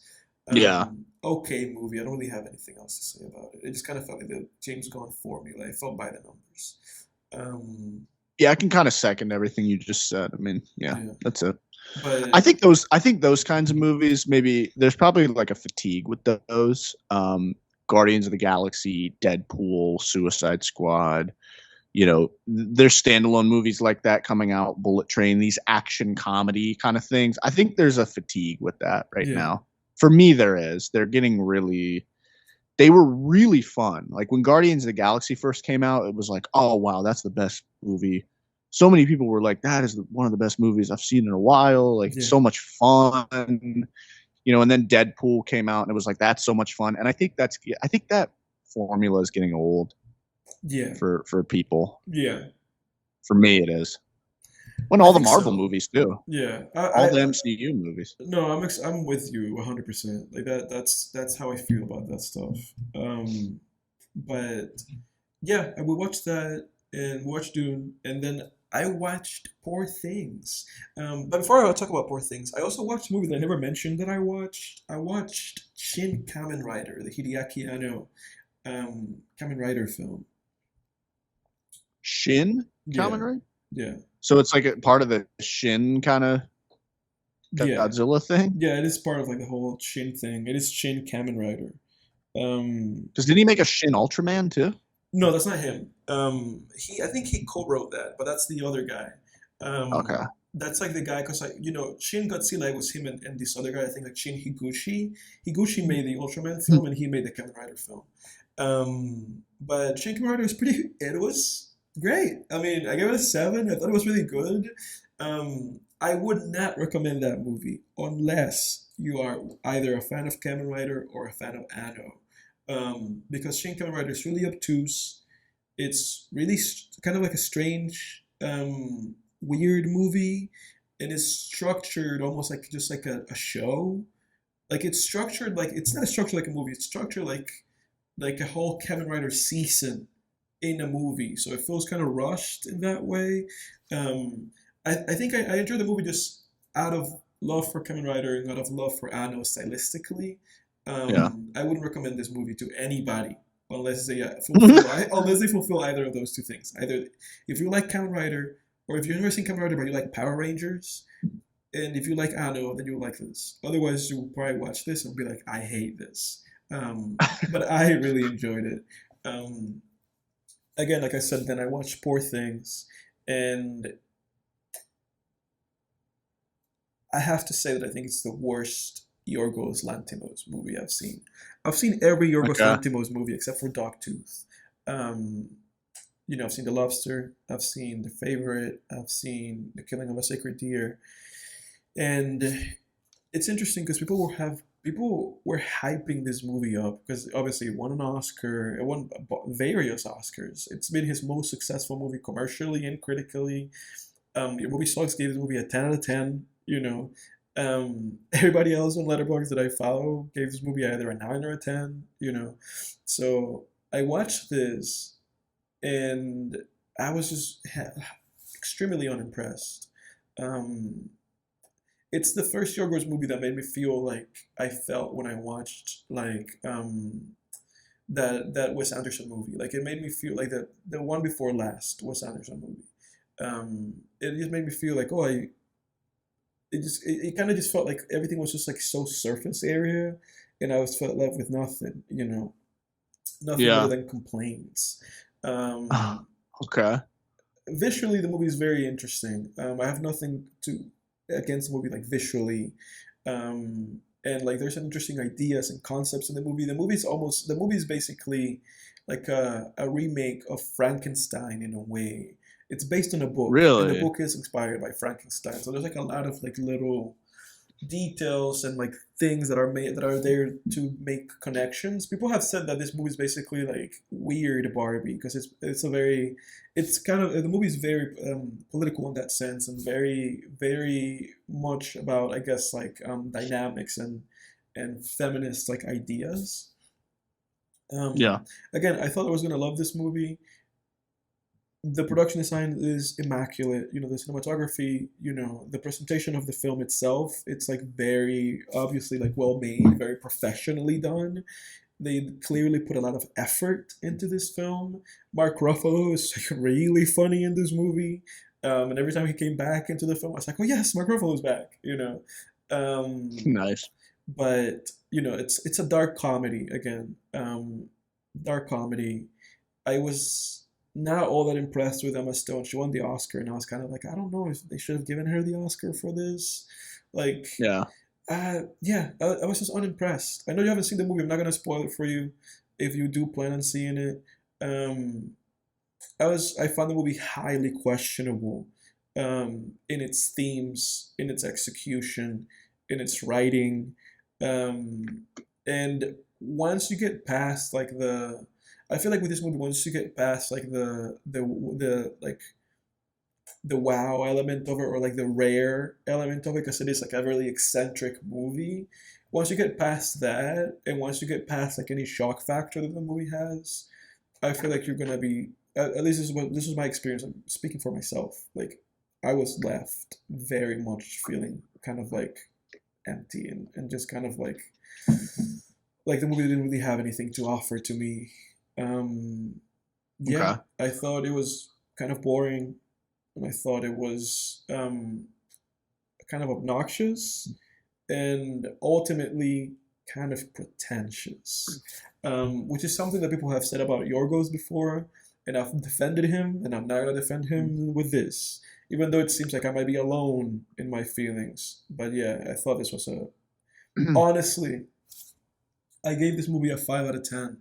If it hadn't had been because the presentation of this movie was so strong in terms of like pure design, pure cinematography, and then pure just like music, if those elements of this film had not been so strong and that I laughed a few times in this movie, I would have given this like a 3 or a 4 because I felt the Oh wow. writing of this movie was very, very poor, like very poor writing. Really? Um, again, yeah, Yeah. that's It all gets that's the thing, dude. That, especially these days, now more than ever, it all gets dressed up yeah, in this kind of if it's shot well and there's great costumes and there's good acting and it's shot very artistically, yeah. um it gets a pass. People think it's like the greatest thing ever, and it's like and I think some people might legitimately like the writing, but I think other people do get fooled by that sort of artsy directing style Yeah, into thinking it's good. I keep seeing it again and again, man. I keep seeing it again and again with a lot of these movies, and it's like at this point to me, and I think that's really all the fucking Dogma movement was about with Winterberg and Von Trier and all these guys. It's like who gives a fuck about the presentation? At some point, it's like I know this is a visual medium, so obviously it matters, but it's Yeah. like you have to have a story. Like you have to be saying something like at least halfway interesting and not just like muddled pretentiousness, to at least keep me captivated. I feel like at this point in time, people just put so much like eggs into the fucking visual presentation basket, and it's so boring. So all these cameras are so advanced. It's like you can put a monkey behind a camera and it will look nice. Yeah, I know. So it's Yeah, so I I don't know. know. So yeah, that's where my feelings about it. I also saw Incendies, but we're not going to talk about that. But that's my recap. Yeah, I slacked this week. It's all my fault, I would dude. have bullied Jake in the comments. This could have been a I can't villain even movie say that I conversation. didn't have. Yeah, dude, I can't even say like I didn't have time. I had time, just didn't do it. Yeah.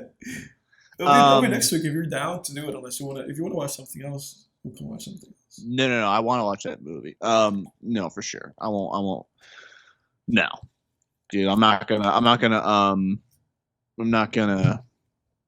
you know, usurp you, dude. Yeah. So I saw everything. Well, not everything. I saw not everything you watched, but some of the things you watched. I watched Suicide Squad and Dune 2. So we're going to talk about Dune 2. Yes. Everything you said about Suicide Squad, I agree with. And then, I will just reiterate that I really think that style of filmmaking is getting really boring, which sucks. It used to be really fun. It used to be like, oh, wow, they got, classic songs, like fun 80s songs in it, and like goofy shit. And people are like, people are making jokes while they're fighting, like making quips and, kicking the bad guys in the balls and stuff. It was fun. No, it's just getting boring. And until someone can figure out a way to do those kinds of movies better, it's where we are. It's where we are. That plateaued. That stuff plateaued. It needs to be given a rest. The MCU did it to death. Star Wars bastardized it, and did it somewhere where it shouldn't be. And other movies did it to death too, and that's where we're at. For me at least. Yeah, I agree. And I don't find I barely knew or cared what was going on in the Suicide Squad. Honestly, dude, like I was drinking, you and I were talking over the movie too. The whole time, and I was more focused. Yeah, I mean, I was just focused. I was like focused. It was like the movie was happening, but I wasn't actually watching. Like it was like, and I'm not saying, and people could say to me all they want, like, "Well, you didn't actually watch it." No, I fucking watched it. I know what was going on. Yeah. But there was just, it was like I don't give a shit about any of this. Yeah. And I was way more focused, honestly, on like the stupid shit we were talking about.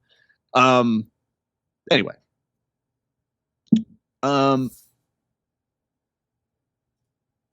Yeah, so then TV show wise, I started that Korean horror TV show called Hellbound. Have you heard of that? Mm-mm. It's from the guy who did Train to Busan. Busan. I don't know how to pronounce that. He did that movie. And I think he's got another show coming out. But basically, this show is pretty interesting. It's called Hellbound. It's about basically a cult that has kind of gained a lot of traction, and they worship and follow. They're like, I think they're pretty much a Christian cult or like an Abrahamic cult. Like they worship God, capital God. And they, worship God, and they kind of follow these beings that appear to people and tell them, like, in 5 days you're going to be dragged to hell. And then after 5 days, these demons appear and drag the person to hell.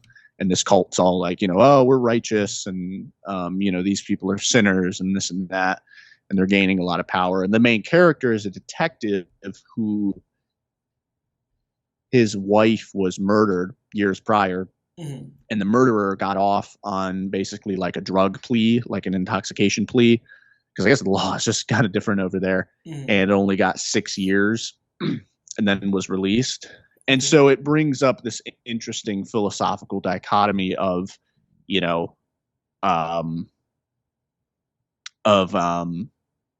sin and punishment.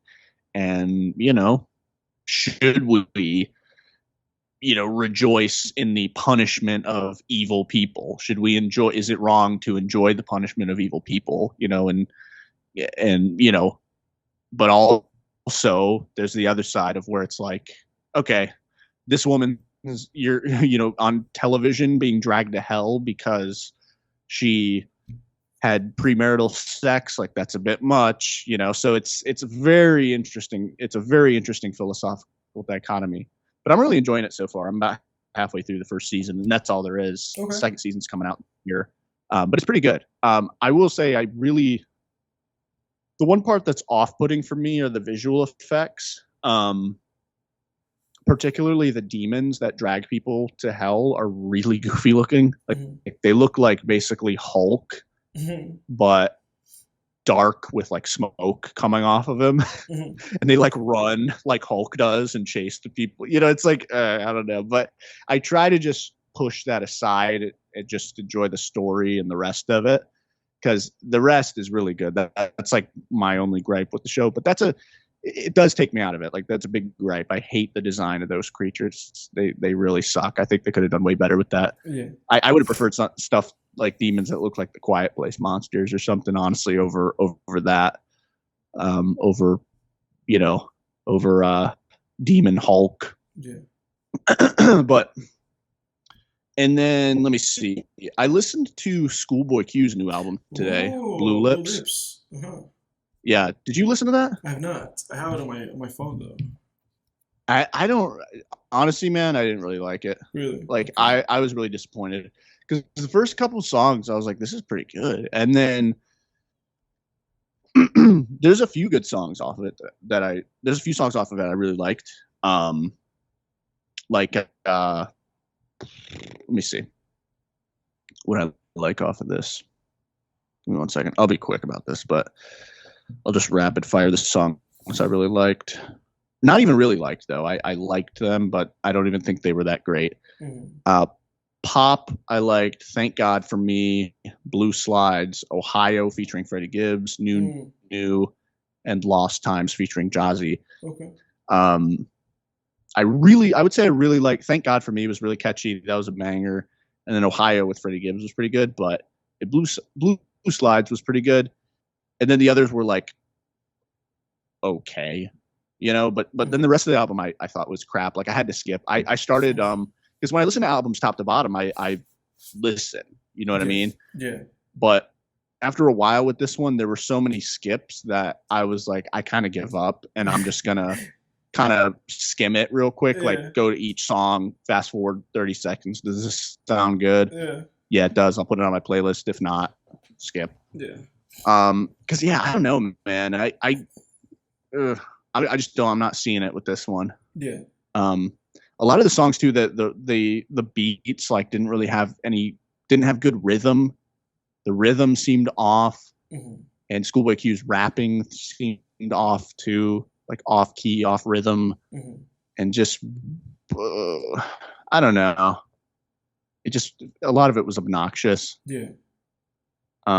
Honestly, kind of reminded me a little bit. Some of the songs reminded me a little bit of an Insano in a way, like the first Insano disc, but without the melody. Like I'd rather listen to Insano. I think, like the beats reminded me where they were like those kind of distorted beats. I just wasn't into it. Yeah. So a little disappointed there. I'm not the biggest Schoolboy Q fan, but I do want to listen to it though. Yeah.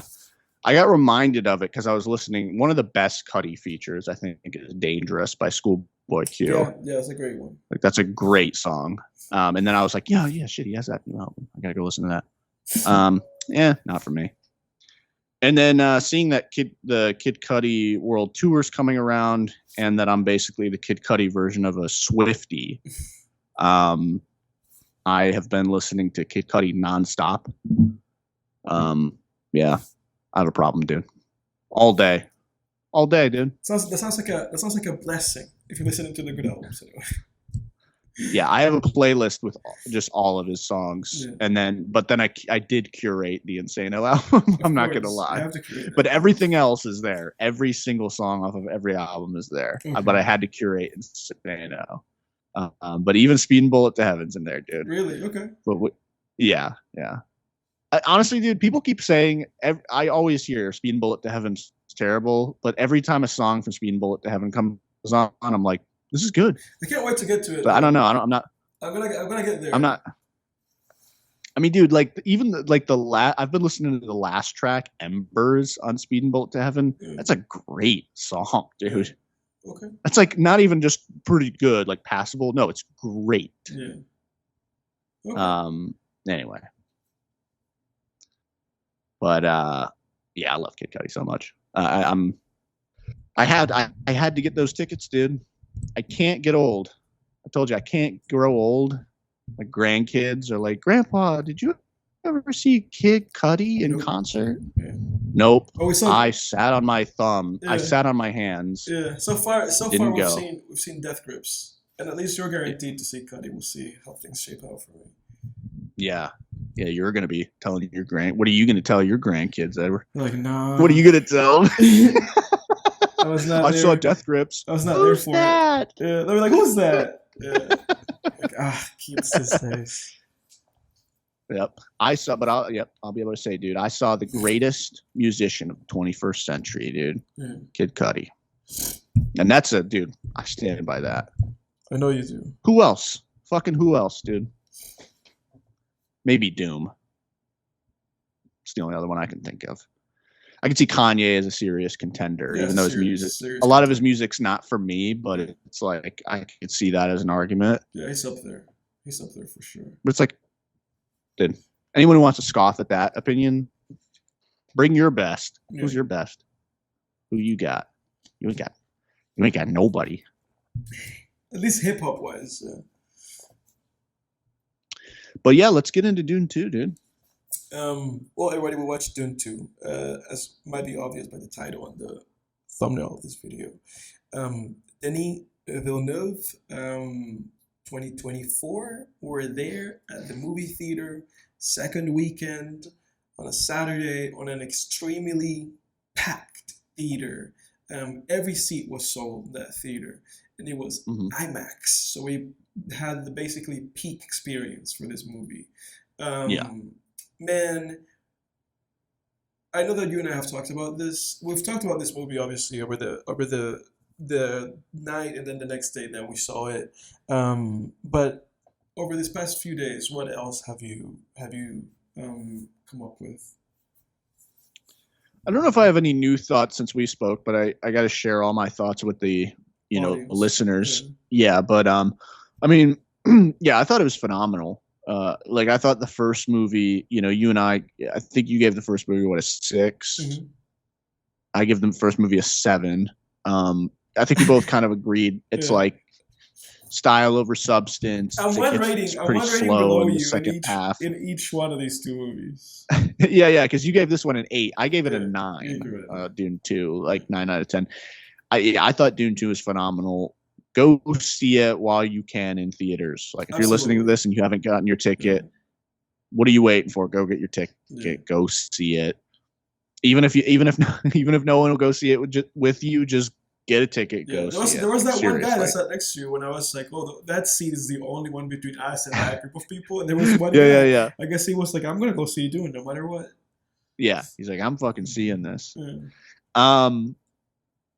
Yeah, no, it's phenomenal, dude. It kind of has all of the epic music and storytelling and scope and cinematography and all of that stuff that the first one has, but heightened. Mm-hmm. It fixes a lot of the problems with the first one, including there's more action. There's just more. Mm-hmm.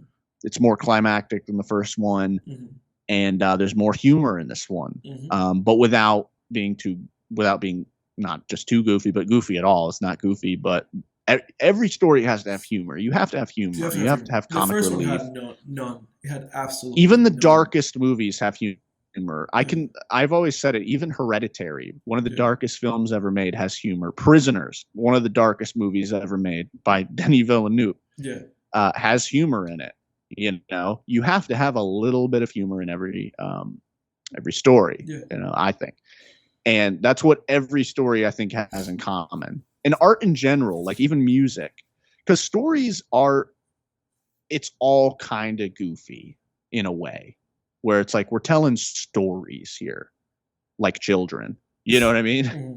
Like we're making songs, we're drawing pictures, we're telling stories.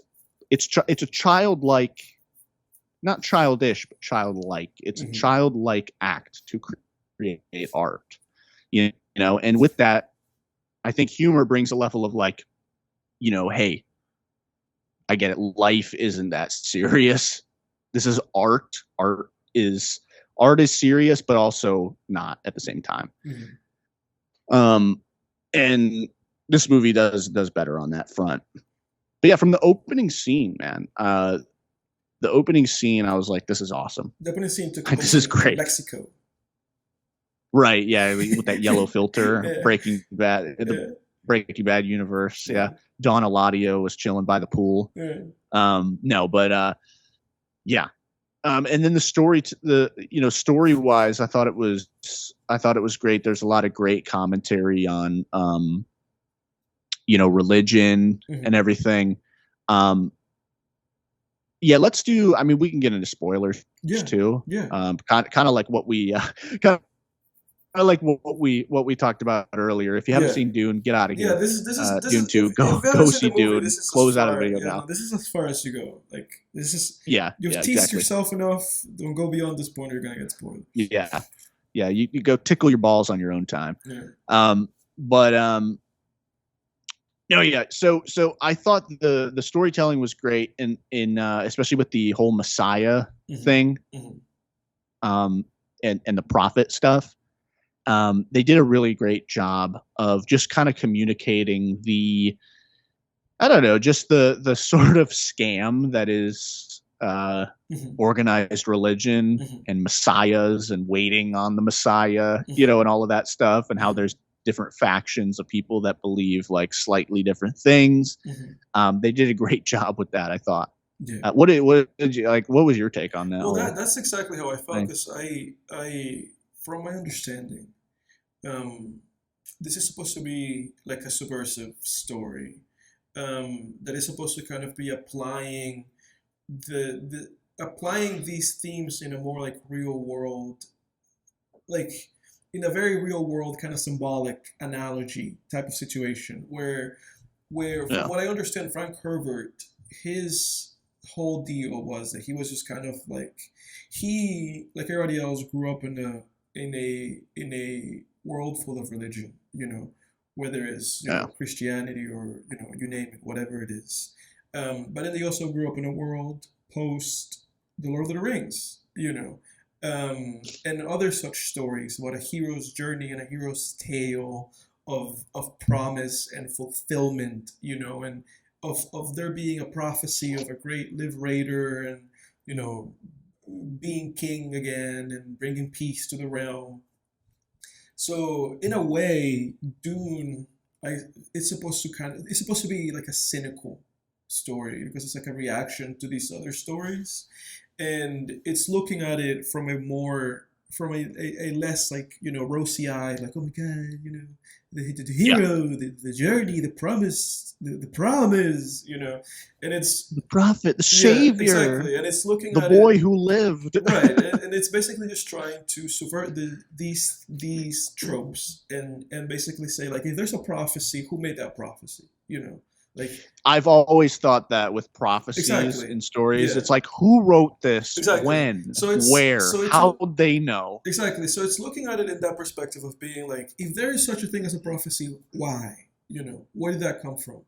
And the movie goes saying there's a cult of women and they created that prophecy, and then it's like, well, to what purpose? Because it's that thing of, it's like, if there's something who's gaining from that something, right?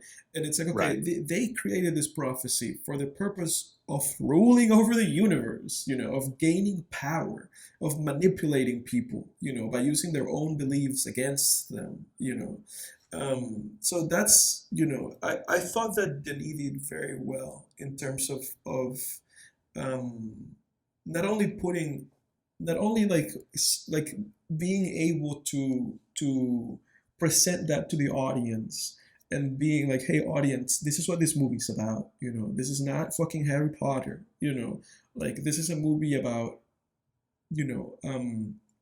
political intrigue and manipulation, this is very much like a Game of Thrones type of thing where it's like, they fucked us over in the first movie, how do we get back at them, the bad guys, the Harkonnens, like they killed my father and they destroyed my home, how do we get back at them? And it's like, oh, this Bene Gesserit people, they planted in the minds of these people of this planet that there would come some guy from another world that was going to bring them peace and happiness, and that he was going to bring them a world of evergreen and of water and and endless resources. And this is a movie ultimately about Timothée Chalamet from the first movie, from the first Dune, you know, being seeing into the future and being like, I don't want to be that person, I don't want to become the person that makes these people, that lies to these people, and that uses their beliefs against them and weaponizes them into my own army, And then we go into this second movie, and he just becomes that guy, and it's like, oh Yeah. shit, And It was awesome. yeah, It went against my expectations because I thought, especially this being an old book, I Yeah. thought this would be the same kind of thing Yeah. as all the others, where it's like, oh, it's the Jesus story yeah, again. yeah, But it's like, no, this is how religion actually is. yeah, And that's the thing. It's like what you're saying is true, because it's like you look at stories, you name it, Narnia, Lord of the Rings, Harry Potter, Matrix, Mhm. right? It's like these movies and books are the Jesus narrative. And people are obsessed with them, and people always want it to be that way. People always want it to be that way. People want it to be like, Yeah. this is a pure good guy, and Right. he's fighting against the pure bad guys. And I thought that was what was fascinating too about this movie, when he discovers that he's a Harkonnen, because then it's like, oh, this guy's not even a pure good guy. He's half good guy, half bad guy. If that makes any Right. sense. Like Yeah, exactly. he is the blood of the people who had been for centuries, mass murdering the people in Dune, in Arrakis. He's those exact same people. He's Yeah. that guy's his grandfather. Right. So it's fascinating, because it's like, for these poor people, it's like, this guy that was promised, that these old ladies made these stories to you guys. This guy's the same guy, the same people who've been ostracizing you and destroying your planet. He's the same guy. He's those bold guys, just different. He has hair, but he's the same. Right. And the things that you think this guy's gonna bring you, he's not gonna bring you those things. He's gonna bring you destruction. Because this is basically like an inter-family struggle that these poor people have just been caught in the midst of. And their beliefs have betrayed what's actually for the better good of their own fucking country, or their own people. Yeah. Yeah, and the stories that I mentioned too, like those are the Jesus narrative. This is the meta narrative, where it's like, no, this is how religion actually is. Yeah. Where it's like, this is what actually happens. Don't listen to anybody. I've heard an apologist say this before, where he's talking about the apostles or whatever, who supposedly witnessed the risen Jesus and all that. And he's like, well, why do people do things? It's either for sex, money, or power. And it's like, they weren't getting any of that out of this. And it's like, how do you know, dude? Right. You don't think they got sex, money, or power out of creating a religion? Right. Really? Yeah, it's stupid. So every other to think religion, that that's not the case. it's so naive. It's like, dude, so every other religion, but they'll tell you, oh, well, they were martyred for their beliefs. And it's like, okay, number one, there's no evidence of that. There's stories about the saints being, flayed or crucified or whatever. We don't actually have evidence of that, of any of these martyrs. And two, so what? You can gain a lot of power through martyrdom. Yeah. Post-death power, yes, but power Yeah. and influence. And if you actually believe something, you might die for that belief. Yeah. Right? Yeah. And that's the thing, dude, is like, don't listen to anybody who tells you that. It's like, so all of these other religions, they made it up for sex, money, and power, but not this one. Yeah. This one, they didn't get it. And it's like, dude, and it's like you said, it's like he's not, you talked about Paul in this movie. It's like he's not bringing any of the things he promised them. He's just bringing them death and destruction. And it's like, that's all he's doing. That's, but look at all religion. But Yeah. look at religion. That's all it is. What did Christianity promise? Peace on earth. What did we get? We got the fucking Catholic Church molesting people, the Crusades, religious wars. Yeah. Again, all these other religions. I don't even want to go into the other religions and stuff. But call me PC. I don't give a shit. But I'm not getting into that on the podcast. But all of these religions, they promise peace on earth. We get war. We get fucking war, torture, mass murder, oppression. That's all it is, because people get fucking power from it, and people will continue to say the promised land is coming. The promised land is coming. The promised savior is coming. Yeah. He's not coming. No, it's not coming. This is all a fucking game. Why do you think that this supposed God character is giving you until your death to accept him before he punishes you for eternity? It's because that's as long as the church can control you. Right. But then that's even the interesting thing, because it's like, the only thing that this is showing you, this film, it's like somebody's going to take advantage of you. Right. Like somebody's going to exercise that power. If the church could control you, if they knew that they could control you for eternity, they would tell you that you had eternity to accept God. Yeah. They wouldn't give you a date. They wouldn't give you a hard deadline to accept God. Yeah. So continue. So it's fascinating, because this movie is basically like The Empire Strikes Back, in that exact same sense, where it's like the down ending. Yeah, it's like the first movie. There's no good guys in this movie. There's just protagonists. So it's fascinating, because in the first movie, the protagonist was defeated by the other bad guys. And then in this movie, the protagonist, who's also a bad guy, defeats the other bad guys. So it's like this is a movie about bad people, And it's fascinating, because it's like with Timothée Chalamet, it's like he's also just like this weapon, Because the reason why he exists is because of this like breathing program that the Bene Gesserit had, where they were purposely trying to create him. They were like on purpose trying to create a guy that could see the future, because if a guy can see the future, then he can play into the fucking prophecies, Like if you can see the future, and and then he drank that blue water that also made him be able to see the past. It's like if you can see the future and the past, you're unstoppable, Like everything about everybody. You know what's gonna happen in the future. Like you're unstoppable, And that's the sad thing for these people, because it's fascinating what Villeneuve did, where it's like in one hand he pokes fun of the religious fanaticism with the many like listen how moments that Javier Bardem has, where he's it's all confirmation bias. Exactly, he's constantly looking for the confirmation, and just exclamating it.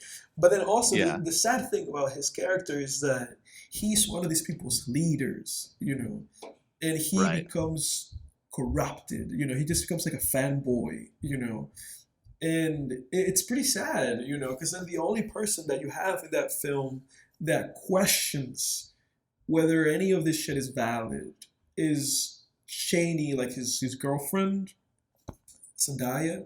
She's the only person that is like, this is whole shit, like I know this guy, I knew him intimately, so I know that this is all horse shit, Right. But that's also the sad thing about it, because he did not want to do it, like that's where that's I think that's like the only, I think that's like the you're talking about Paul didn't want to do it, didn't want to become what he ended up becoming. Yeah, because he had that beautiful arc. Yeah, because he had that moment where like the Harkonnens forced him because he didn't want to, because he had that moment where where they were like bombing that whole area, and they were like, well, we have to go south, this is not safe, you have to help us because you're like one of the best people that we have, you have to lead us south. And that was the thing that's the thing that hurt him, because he was like, I don't want to go south. Like he just wanted to be able he wanted to be able to just be one of these people. He just wanted to be like, he wanted to just have his girlfriend, be like rebelling against the Harkonnens by destroying their equipment. He just wanted to fucking be free. Like he just wanted to be a free dude with his pals in the North. Right. But the fact that they forced him to go south and to have to go where all those like very like indoctrinated people where his mom was, he was like, if I go there, I'm never coming back. This is gonna be the end of me, and that's what happened to him. Because that was the tipping point, right, where he drank the worm blood. Yeah, right? And it was a literal like resurrection. Like I believe that in the story he dies. He basically dies for like 3 weeks. He's like in a coma where his vitals are not even, on the book. Yeah, and in the movie I don't know how long he was dead for, because the dad just goes like, he doesn't have a pulse, he's dead, and his mom is like, no, he's alive, so it's like this literal like reincarnation where instead of coming back as Jesus Christ himself, he's like Satan now, and he's like, I'm just gonna go full on ham, and I'm gonna double down, and I guess I'm going to be the Misanaga Eva, whatever. I think that literally means like savior from the outer world or some shit like that.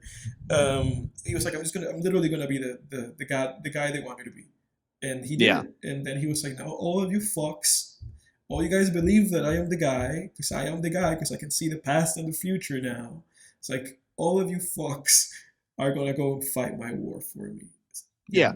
Well, and that's the beauty of this story, is that Frank Herbert used magic to sort of convey this idea of, that it's like it's all smoke and mirrors, right? But in this movie, it's like they use literal magic. But there's also, he didn't actually die, according to his mom. Right. According to his mom, his vitals you could barely detect that he was alive. Yeah. But because that looks to the cult people, the cultists, that he died and resurrected, he's dead. Yeah. Right. But that's the thing, dude. That's the thing with religion. It's, the faith. It's like in this movie, it's no different than, yes, in this movie, it seemed like he really was just reading people's minds. But it's like, was he? Or did he just know? Did he overhear things? Yeah, you know what I mean? Exactly. Like it's like faith healing now. Mm-hmm. I remember when I was a kid, being at my grandparents' house, and like my grandmother's devout Catholic, and Benny Hinn was playing on TV, and he does like that thing where he goes on the stage and he like waves his hand and everybody falls over like it's the power of the Holy Ghost or whatever. I've seen that in person in real life. Yeah. And when you're a kid, you don't realize, you're like, well, that's. I was like, as a kid, I was like, oh wow, how's that happening? I guess it must really be the power of the Holy Ghost. It's like, no, it's peer pressure is what it is. It's like, well, everyone else is gonna fall over, so I need to fall over,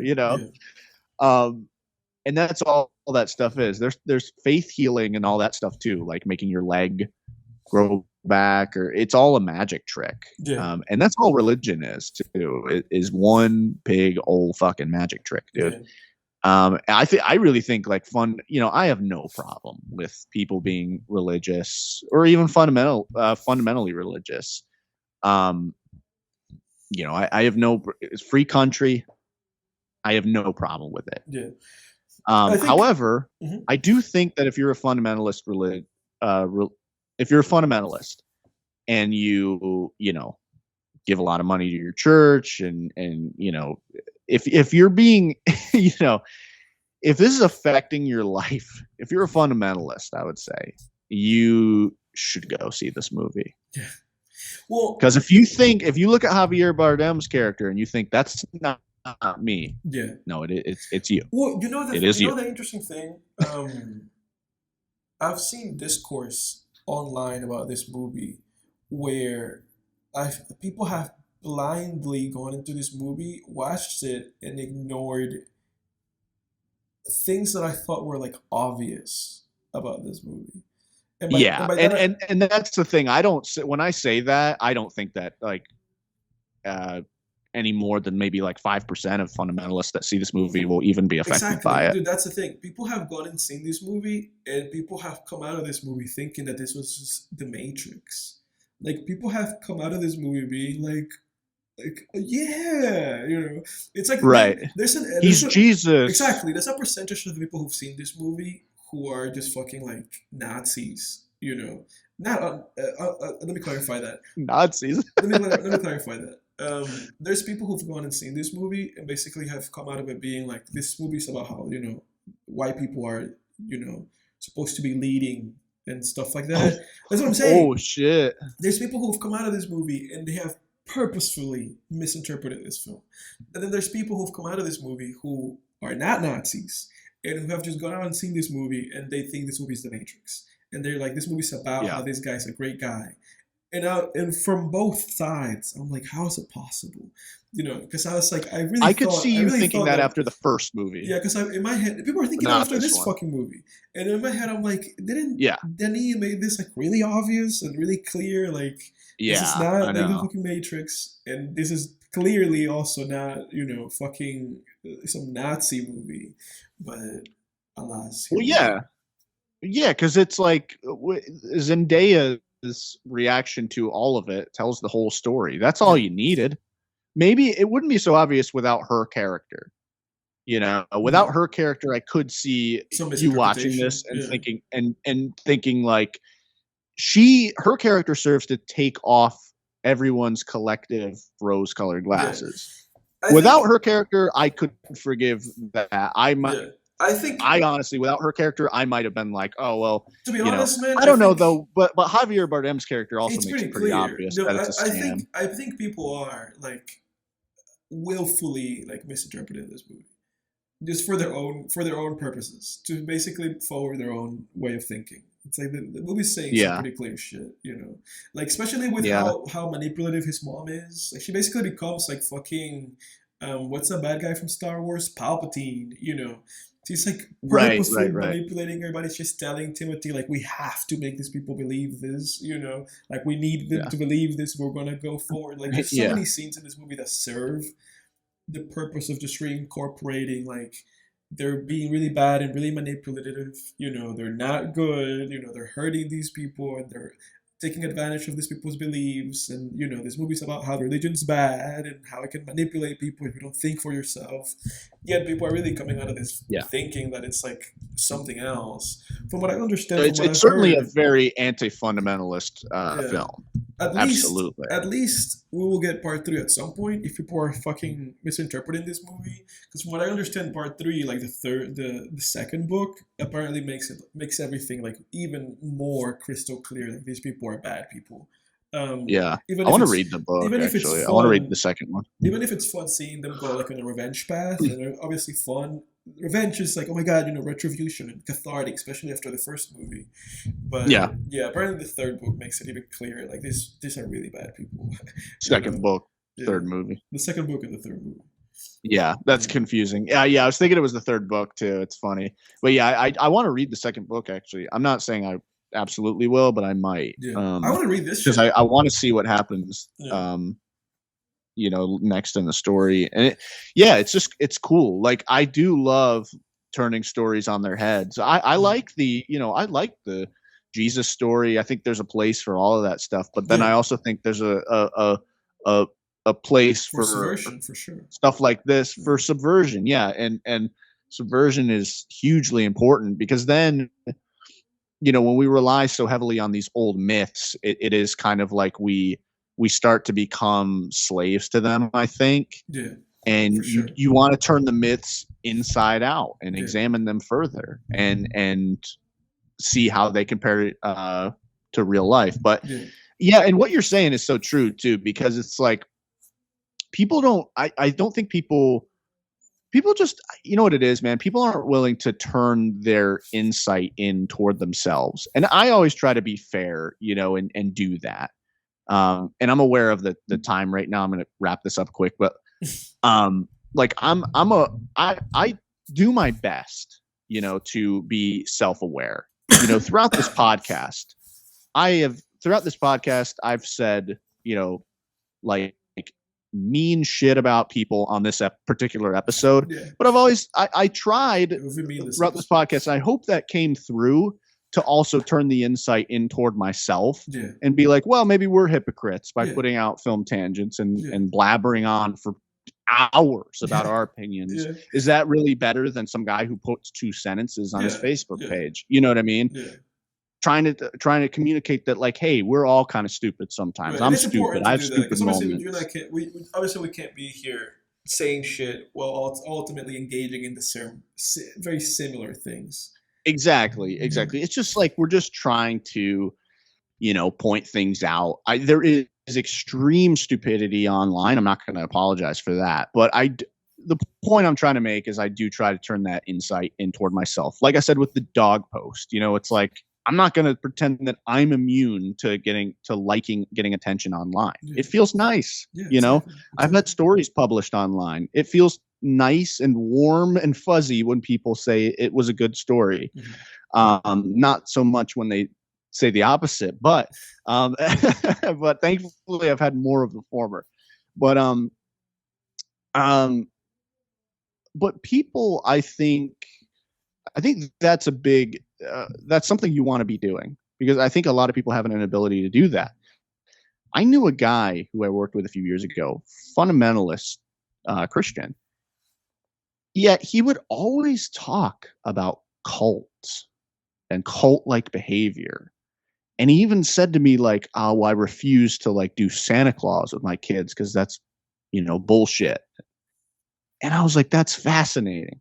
I'm like, because fundamentalism is culty. To me, I think fundamentalist religion is cultish. It's one thing to say I believe in a higher power, I believe in God, or even that I believe Jesus was the Son of God. But fundamentalism, where you're saying that gay people are bad, or all that shit, and just being like, I'm gonna go to hell if I masturbate, like that is cultish. I'm sorry. Yeah, it's hardcore. And when I was always, and I never pointed it out because I'm respectful to people. I don't talk about religion with people that I don't know that well. But I found it very interesting because I was like, you seem to have a very clear insight about this stuff, but you're not pointing the arrow. You're not aiming the rudder back at yourself. Yeah. So exactly. It's interesting. It's fascinating. And I think that's fascinating. It is. Yeah. It is. But that's how I got out of religion, which I was never a fundamentalist to begin with, but anyway, we can get into that another time, but it's like, No, I know exactly what you're saying. Looked inward and out. Yeah, and it's important. I think that are written in the Bible. And I think 100%. I think this movie is obviously also saying that, like, look inward, like question everything, especially when it has to do with this kind of shit, and when people have something to gain from manipulating you. And I consider myself an agnostic atheist if I had to give myself a label, but question atheism. Keep an open mind. I've seen atheists get mighty culty. And mighty, dare I say, religious in their thinking. I've seen it. Very closed off, very just like, hey, we're just going to make fun of religious people, call religious people stupid, this and that. Be careful, whichever road, pick a road, but always pay attention to the road signs and to your surroundings. That is my final thought on that. But I think ultimately for me, I think the last thing I have to say about Dune is cinematic marvel, like you said. Perfect cinematography. I mean, immaculate presentation, great music, impeccable acting. It's an A in every category. Compelling film.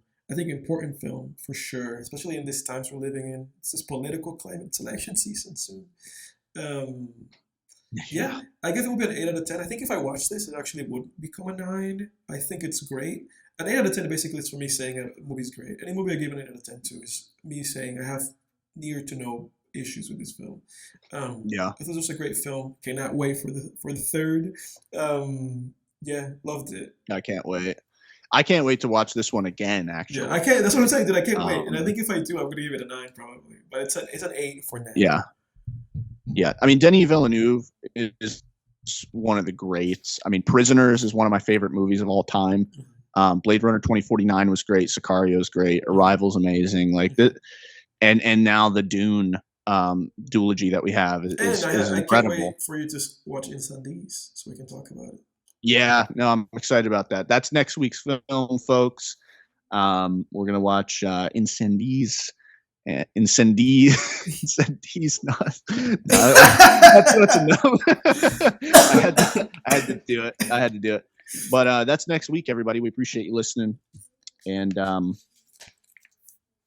that's all I got to say, man. Hey, next time on Film Tangents. See ya. Next time. We out.